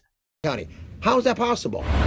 And take a look at this map, a cluster of 287 hospice providers in a 2-mile radius. Some in strip 2-mile radius, all of them are the malls, unmarked buildings, even a wrecking yard and vacant lot. And I said that in another video where it was on the street that I lived on, there was a whole bunch of rug stores and a whole bunch of cell phone repair stores. I believe there was like virtually 0 houses on my block. Some houses are older, but none of them were buying that many Persian rugs to keep 20 of those businesses in order. We were breaking our cell phones all the time, but we weren't getting them repaired like that. All of that had to be fronts for money laundering. You can't convince me otherwise. But yeah, this is how Dr. Oz breaks it down. And again, he's just following Nick Shirley's lead. But I love the idea that a YouTuber, that he can be breaking into Jake Paul's birthday party or something, goes on his Mormon mission, and comes back and is influencing huge podcasters with 6 million subscribers, private investigators several states over, and Dr. Oz to start doing what he was doing to basically save the American taxpayer. Hospice is, they'll knock on your door. You're, an older person, and this young, healthy person says, "Oh, I love taking care of older people. I really want to be able to be part of your life. Can I help you? Listen, I can get you a free TV or something, but I want you to sign up for this program, which will help you get better care." One of my commenters in the other video, they said, "Oh, they had the same thing where they were getting transportation." It was something to the effect of they were getting transportation. And the guy said, "Oh, they're taking him to like a methadone clinic. He's a junkie." And he said, "I didn't care back in the day when I was an addict, but the person that transported me there said, 'Hey, look, how about you sign for me saying I drove you here 5 more times? I'll give you $50. They're defrauding the system, but as long as everybody gets a kickback, they don't care. And what they're really doing is tricking the person to signing up to hospice. Yes. Now, Jillian, this is really important to understand. Hospice works for people at the end of their life. The deal is we will give you extra stuff to make sure you're comfortable. In return, you give up your Medicare. You give up access to all the regular care you would normally get. And the company that does this takes that money that we would have paid to Medicare for you and uses it to make your life more comfortable. Now, if you're not ready to die because you're not terminal, when they do this, they pull you into a different system. They now no longer let you go back and get regular care. And I talked to a family whose loved one died. Her brother died after this happened because he could not get regular care afterwards, even though he was very treatable. How is it legal that they can get you off the regular medical system into like this private company? Like, this is, I don't understand this. I genuinely don't understand this. Now, let's go back to the story. Why do I think this is happening? Jillian, if I told you were terminal, dying of cancer, God forbid, the chance of your dying should be, in many cases, 70, 80, 90% over the next 6 months. It won't be 100%, but it's going to be pretty high. The mortality rate for many of these hospices, follow the bouncing ball, is 0. No one dies. I've heard this where they said, ask cops, like beat coppers in like, not Minnesota, in Minnesota, how many heart attacks do they respond to in the Somalian community? And all of a sudden they start thinking, it's like, well, actually, I haven't gone to any 911 calls of heart attacks, natural deaths in a Somalian's home. And they're thinking, it's just anecdotal, but they're curious if this is a case of they want to keep collecting the benefits. So when they pass away, they do something to the body. Kind of scary that there's no failsafe on this about how do you have a whole bunch of the #1 spending in hospice care, but also the #1 spending in 120-year-old individuals receiving welfare checks. Either there's fraud, or these hospice care centers have discovered the secret to immortality. Fraud, immortality, either way we need to investigate it, and it's not racist for us to look into it. For them to call it that makes me think it's fraud. Now, that's highly unlikely. That you got it all wrong. They have the elixir died on your watch. Could you imagine? Take this all aside. We think we're dealing with fraud, and they actually found the secret to eternal life. They have the elixir. Like, the bananas is what keeps them living forever. Like, this would be the wildest knuckleball. But at this point in time, I'd believe anything. 50 patients, they don't have to report. We don't actually know what's happening. Are they fake patients? Are they tricked patients? Are they patients that weren't going to die and they should never have been on hospital? Or they just don't exist outright. Are they people with Alzheimer's who might not die in 6 months? It's a mix, but these companies hide behind this. And this is the problem. When I met with the U.S. Attorney in Los Angeles, he was furious that he had not gotten leads to act on, because you actually need to understand how these scoundrels work. And they are diabolically clever. And I'm going to say it again. Many of them are foreign nationals supported by foreign governments. They send their money back to where they came from originally, and they escape to those countries. It's not, the word isn't recidivism. It kind of sounds like it. I always forget it. It's when they send the money, not remission. What is it, chat? What is the word when you send money back home? I want that to be looked at. If you have anybody under like getting welfare, the what is it, chat? We need to be seeing if they're sending any money back. If they're sending any money, remittance, yeah. If there's any remittances, you cut off all the benefits, top to bottom. I don't even care if it's like Medicare or if it's like whatever. Remittances should be taxed 90%. We don't need to be enriching anybody back home whatsoever. That should be going back to the American taxpayer. But also, how come this isn't a thing? I don't even care if it's like somebody, I've known a lot of them. They come over, they have like work visas. They'll work at like a restaurant. I had a lot of coworkers like that. Send all the money back home, have their non-married wife collect welfare benefits, be here, they'd live off of that, and all the money goes back home to grandma back there. They're being a good son. That's not how the system should work. They're depressing the wages of like the teenagers like me at the time trying to work there, because if there's a whole bunch of cheap labor, they don't have to pay me more to work there. Those remittances should be taxed at 90%. How come this isn't being looked at? I don't know. We know why. Fraud. When we come after them, which is why my job is to stop just trying to put them in jail, but actually act and never let them get started in the first place, which is why I came to California. Roach Ranch. Somebody let Dr. Oz know about Roach Ranch. It's a work camp that they can make up all the money they lost in fraud. If you defrauded the American government $100 million and you spent $40 million of it, give us back $60 million, but you are going to work off that remaining $40 million. Your jail sentence isn't a timeline. It is a dollar amount at Roach Ranch. California, visited with whistleblower groups, patient advocates. You know, some of our biggest allies in these investigations are the legitimate providers of hospice and home health care. Perfect, because they know the deal. That's the thing, is I had a coworker that had left our regular security guard job because he was on the side, because he had a truck transporting medical equipment. I'm not going to try to dox him, but it was a very specific, heavy medical equipment that is hard to transport and also hard to set up. So it's like, there was a lot of end-to-end care. Picking it up, taking it to the patient, getting him hooked up. It's a long, long thing. But I'm thinking in my head, I'm like, I wonder how much. I know he was doing it because I've seen him do it, and I know it's hard work. He got paid handsomely for it. I wonder how many of his competitors were just flubbing the numbers and saying, we delivered 20 of these devices to 20 patients. When it never happened, they just gave some kickbacks to some people. I wonder. And I'm sure if you gave my former coworker saying, hey, if you find this fraud, 50% of the recovery goes to you as a commission, he'd be able to quit his job and do nothing but do essentially what we were investigators, investigate competitors, because he knows that industry top to bottom. I want that to be a thing. Because, for example, the home healthcare business is being decimated around the country because so much of the money is getting sucked to Los Angeles. There's not enough left for the rest of the businesses, so they're actually shutting down. So they want us to do our job, and that's why I'm asking Governor Newsom, do your job. Stop obfuscating. Don't pretend. This is a real problem. Stop saying it's a civil rights violation. Define fraud. People are dying. Act that way. Yeah, exactly. Act like your country is suffering. Not your country. Act like your state is suffering. Act like you need to do something other than write snarky tweets to Trump and then fly over to Davos, Switzerland to have your Trump brand knee pads and go cry about Trump. It's like you are literally the ex-girlfriend of the high school quarterback that still shows up to all his games, travels overseas to watch his game so you can say, hey, Trump, I have some knee pads for you. Absolute absurdity. But is he looking into this? No.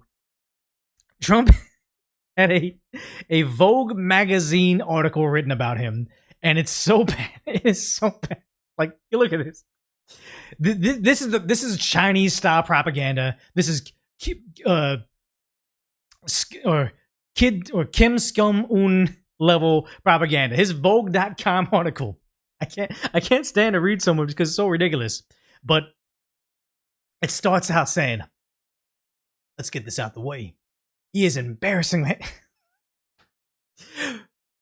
This is like a meme. This is a meme saying he is embarrassingly handsome. His hair seasoned with silver, at ease with his own eminence as he delivers his final state of the state.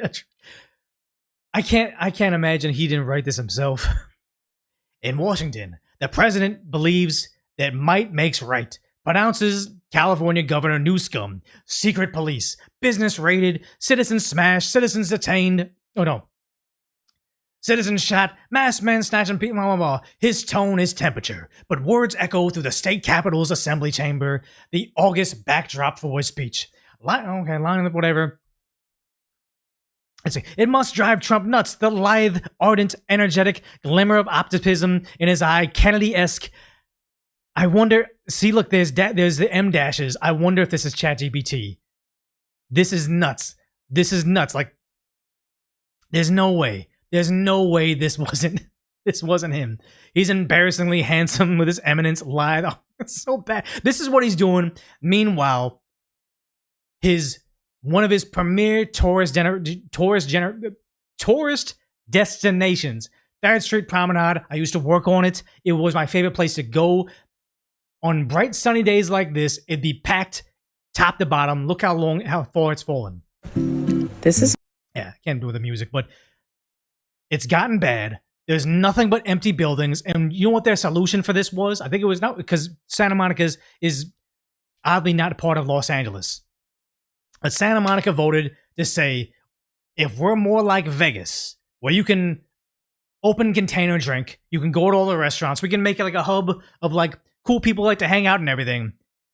Never mind the violence, never mind the homelessness, never mind the poo everywhere. They thought open container laws in Santa Monica Pier, only for the wealthiest restaurants and bars, will save this. No, it's beyond gone. No article saying how handsome you are and how lithe and ardent or whatever nonsense words he has is going to save for the fact that there is rampant levels of fraud. Benny Johnson, Nick Shirley, who's the other girl? Dr. Oz and Amy Reichert. All these people are like the super friends of finding fraud and ending Newsom's career, which is already going to be over. It doesn't really matter at this point in time. But his career is over. He still has these weird aspirations of being president by writing these weird articles and snarky tweets that apparently he doesn't even know about, trying to play both sides of the field, saying, this is a civil war, and also talking to Ben Shapiro, we need to tone down the rhetoric about Donald Trump and his ICE agents. He stands for nothing other than what he sees in the mirror. He is quite possibly the worst politician in America, and I'm glad to see the end. Newsom will never be president. It's true. He's never going to be president, but I wouldn't be surprised if he's who they run for president in the next election. Like, I don't really think the Democrats have any alternatives. His publicist wrote that, I think. I mean, the liberal media is basically the publicist department for the Democrats at this point. That's where we are right now. They're for sure running him. I mean, I think they also have somebody that'll pop up out of nowhere. Like, remember, Obama randomly got steam, I think, like right after, Bush got his second term. Bush Jr. got his second term, if I'm not mistaken. Again, I wasn't that political back then. I was also a kid.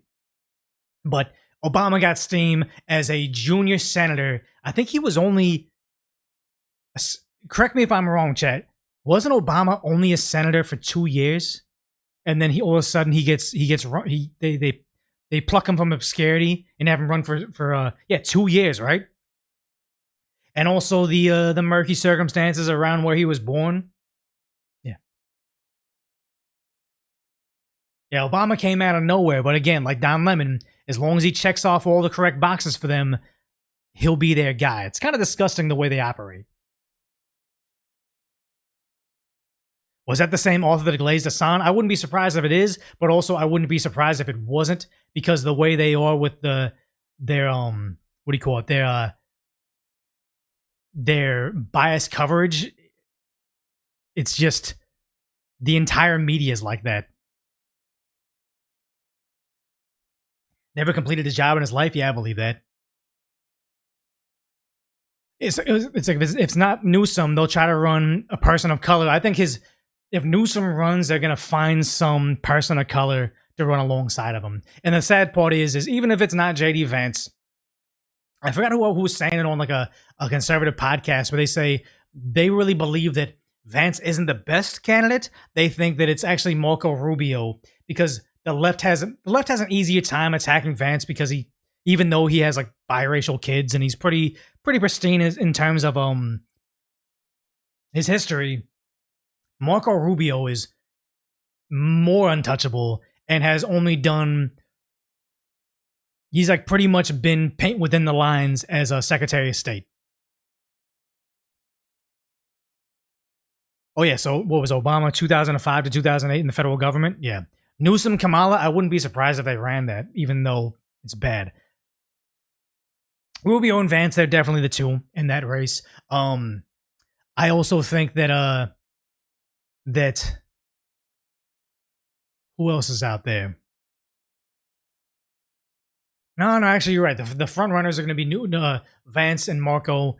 I wouldn't be surprised if clean slate if Marco ran with like a DeSantis, because DeSantis he just doesn't run a good presidential campaign. Once they started calling him Boots, it's fucking over. Again, I love him as the governor of Florida. I wish he would become the governor of California, but the helm of a campaign, you need a different level of charisma.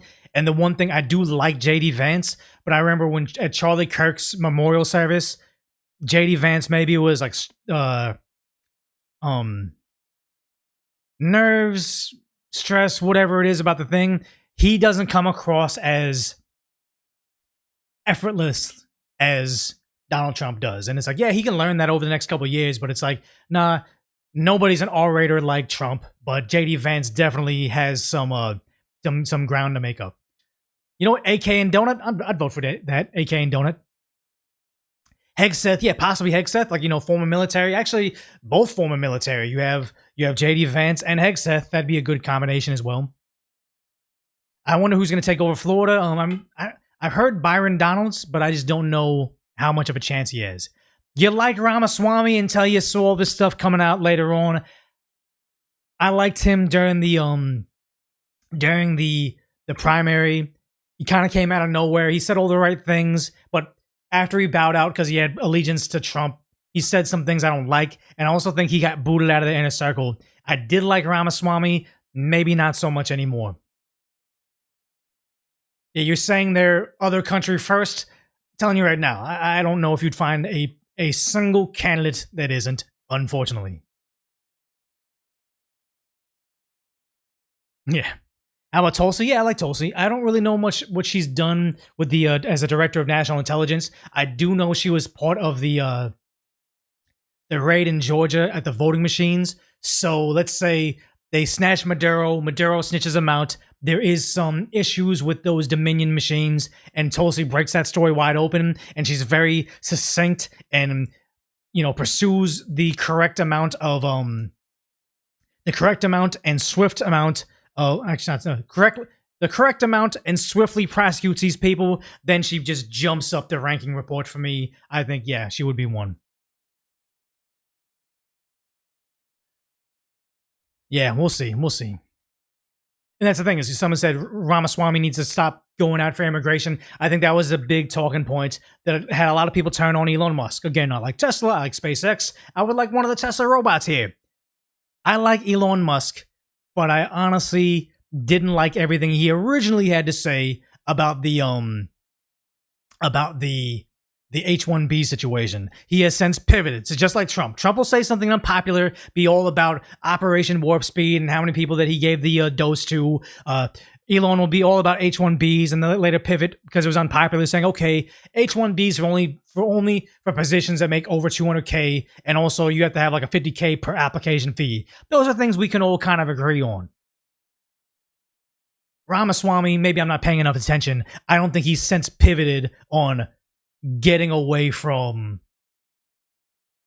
his original points about, oh, H-1Bs are great for Americans. So yeah.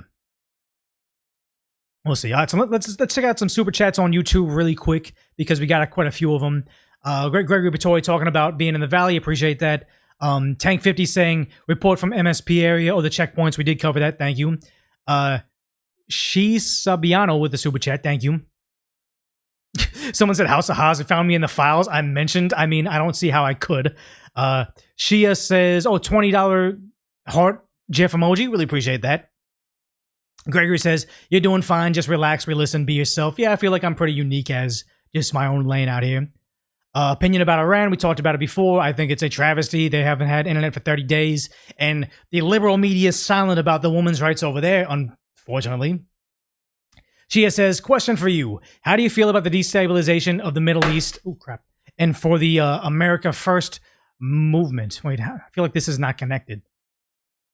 And isn't that the, who's that kid? I forget his name. But he's like the controversial person. He's been sitting with Kanye, whatever. I don't know enough about it to have a solid opinion. All I want is America first. I don't care about arming both sides of a war overseas, causing civilians to be harmed. I want the money to come back here. I don't care what happens over there, and you can't convince me otherwise. This Misfit says, my tax dollars well spent with that mortar over in Portland. Thank you. Dacian American says, how do you feel about the deaths caused by ICE? No, don't mean like that. These people I think they were brainwashed into thinking they were genuinely fighting fascism. I think they thought they were the superheroes of the generation, and they lost their life because the media was so good at brainwashing them. They should have been at home. They should have been with their families, living happily, and then they lost their lives for something they can't ever accomplish. Saying repeal the 19th, isn't that women's suffrage? EHEF says, open borders has killed more minorities across multiple countries than any law enforcement agency ever has. Open borders causes more women to be sold into slavery than anything. Obviously, there's customers in America. That's also a tragedy, but I hate to see the liberals go from women's rights and get them out of being abused and then say open borders are okay. Never mind the inconvenient fact that cartels traffic kids to be sold into this type of slavery. This is a major issue, and they like to conveniently ignore it because ICE is bad. Deport liberals and socialists. Don't we have rules, Carl Crump? Don't we have rules against communism? And then we had somebody running for a communist as a communist mayor? How come that didn't immediately get him denatural or deported? I don't know. Kawi Man says, ICE must not be that dangerous if they're out in public. They lock themselves in their homes for COVID. Exactly. It's all just listen to the TV, act upon that. They don't know what they're doing.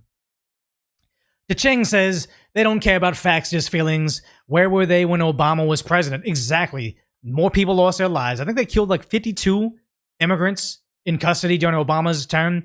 They deported millions more than under Trump's this presidency, and they're only mad now. Kidor says, don't forget about the geese and cats being eaten. I don't know if there was evidence of the cats being eaten. I know that there was some witchcraft being known to happen, and also the geese were being kidnapped. We did see that. John says, but when Trump said he was going to give protected status to South African white farmers, there was a problem. Leave them there. That's a death sentence too. Exactly. That was, I forgot what it was.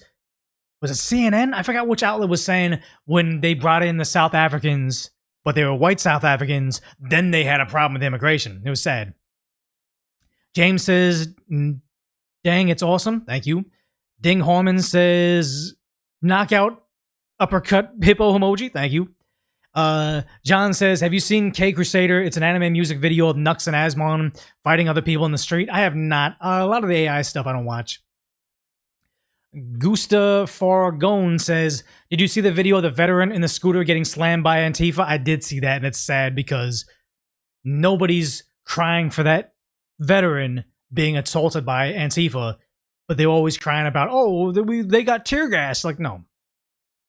Nova Zero says, have you heard of DEF CON cybersecurity? You know, they had some kid teaching people how to break the machines, right? Yeah, exactly. They've known for a while. I think it was even on MSNBC showing how easy it is to manipulate those very, very safe and controlled machines. But suddenly they forgot it recently. Oh, Byte Deity super chatted saying, do you know about the Granite Act anti-censorship internet bill that started in Wyoming to fight foreign censorship? I haven't heard about it, but as they say, never make a law you wouldn't want the other side to use because they're going to abuse it against you. Like, I'm not a fan of TikTok when they're owned by a Chinese social media company. I didn't like when TikTok would make the algorithm for Americans to push LGBT nonsense that is illegal in China. But I don't want to make rules to stop TikTok from operating in America because, you know, at some point in time, they're going to use it to stop Elon Musk from having X. It's going to be used against us. The Jay Witt podcast says, so glad to see you doing lives. Keep it up, Decoy. Really appreciate that. Thank you. Yeah, we'll probably end up doing one on Thursday, maybe Friday. What's up, Mash? You say you hear from Nux. Okay, good to know that he's still streaming. I wasn't aware that he was still doing stuff, but it's maybe because I'm not logging on to Kick as much.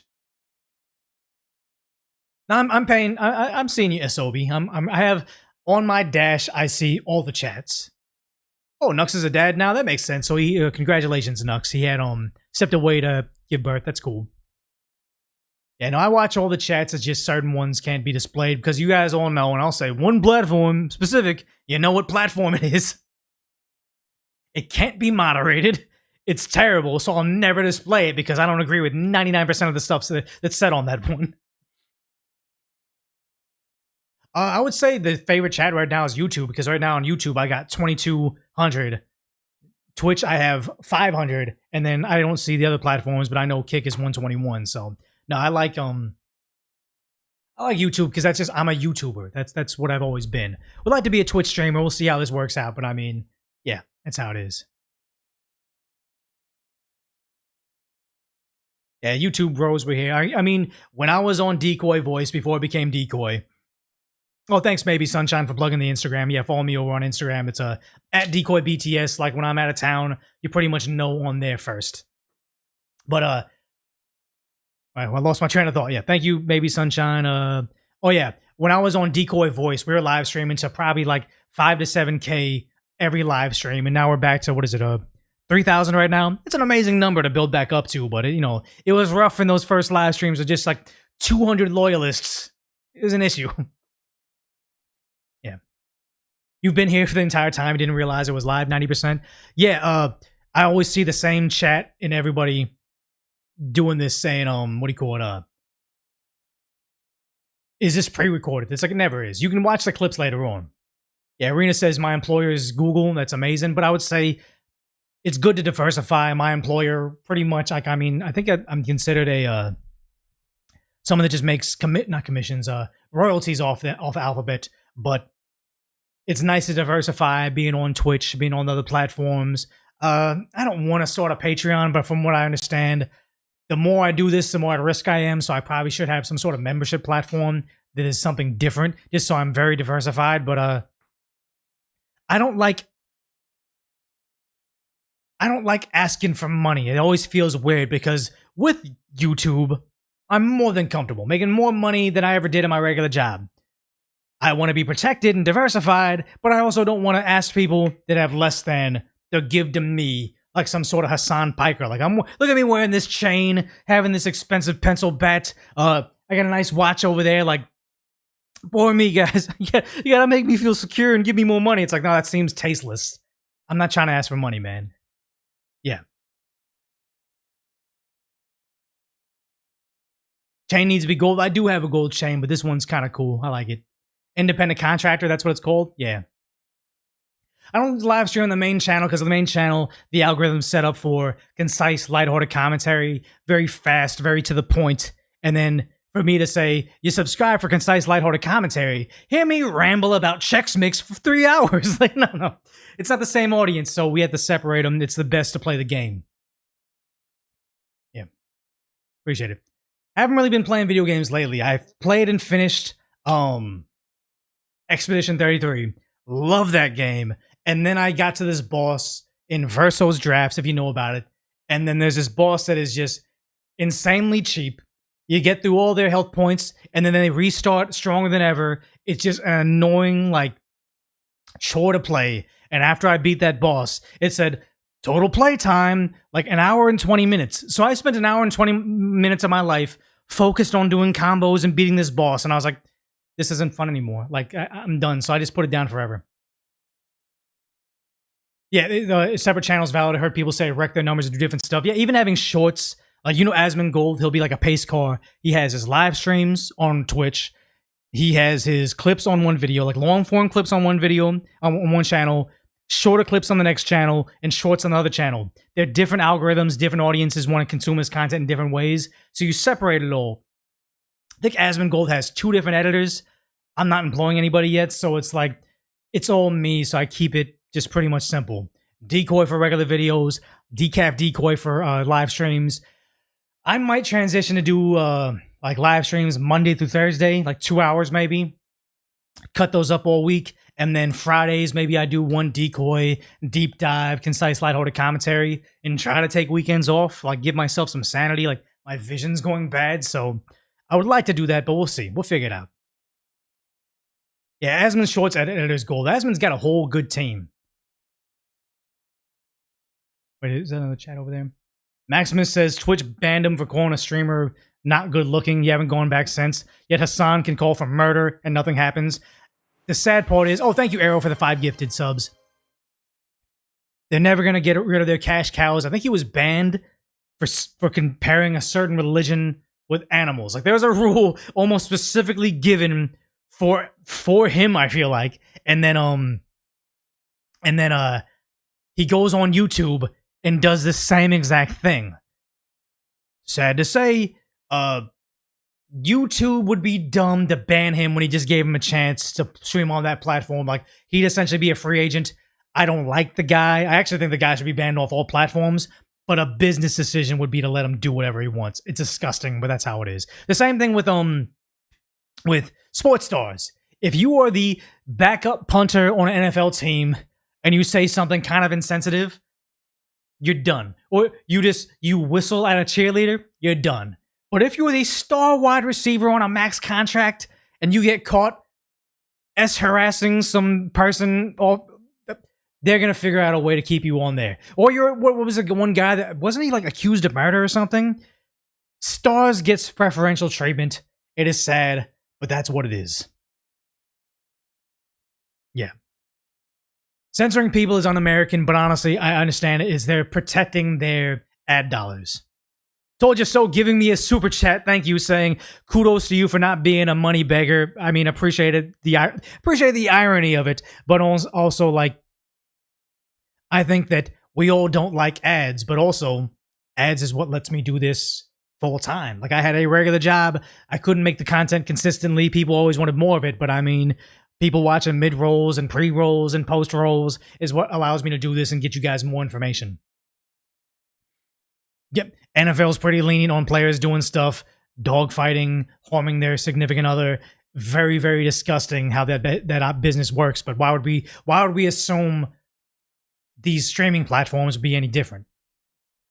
Zaroff says, do you think the officials of states don't use local police or order them to stay away and not help federal law enforcement enforce federal laws to be harshly punished or be held accountable for any person that's harmed? I think the citizens should be able to sue local law enforcement for allowing them to be beaten at these protests. I think over the Chaz, the parents, remember at the Chaz Chop in Seattle, the Seattle Autonomous Zone or whatever,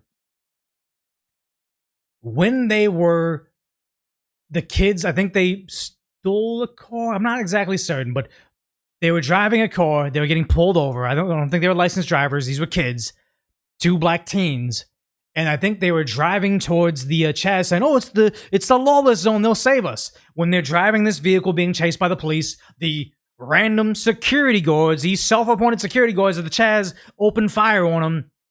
I believe one kid was critical, or at the very least hospitalized. The other one lost their life. And I'm almost certain, chat, confirm for me, almost certain the family just successfully sued the city for allowing it to happen.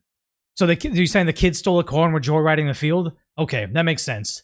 But if that's the case, they need to be able to sue them to the ground. And again, you don't want to have the ghetto lottery. You commit a crime, you get hurt while committing a crime, so you get to be rich now. But I think the state being negligent for political power needs to be punished. Yeah. Yeah, the Supreme Court ruled the police are not required to defend the public, nor required to know the law. It's pretty dumb. You're required to know the law. It should be. It's sad. Yeah, so okay, we've been going for 3 hours. We'll probably pick this up again on Thursday or Wednesday. I'll probably put up a poll somewhere saying, do you guys want 4-day-a-week streams and more long-form content? We'll figure it out. But thanks for hanging out as long as you have. But for now, duck off.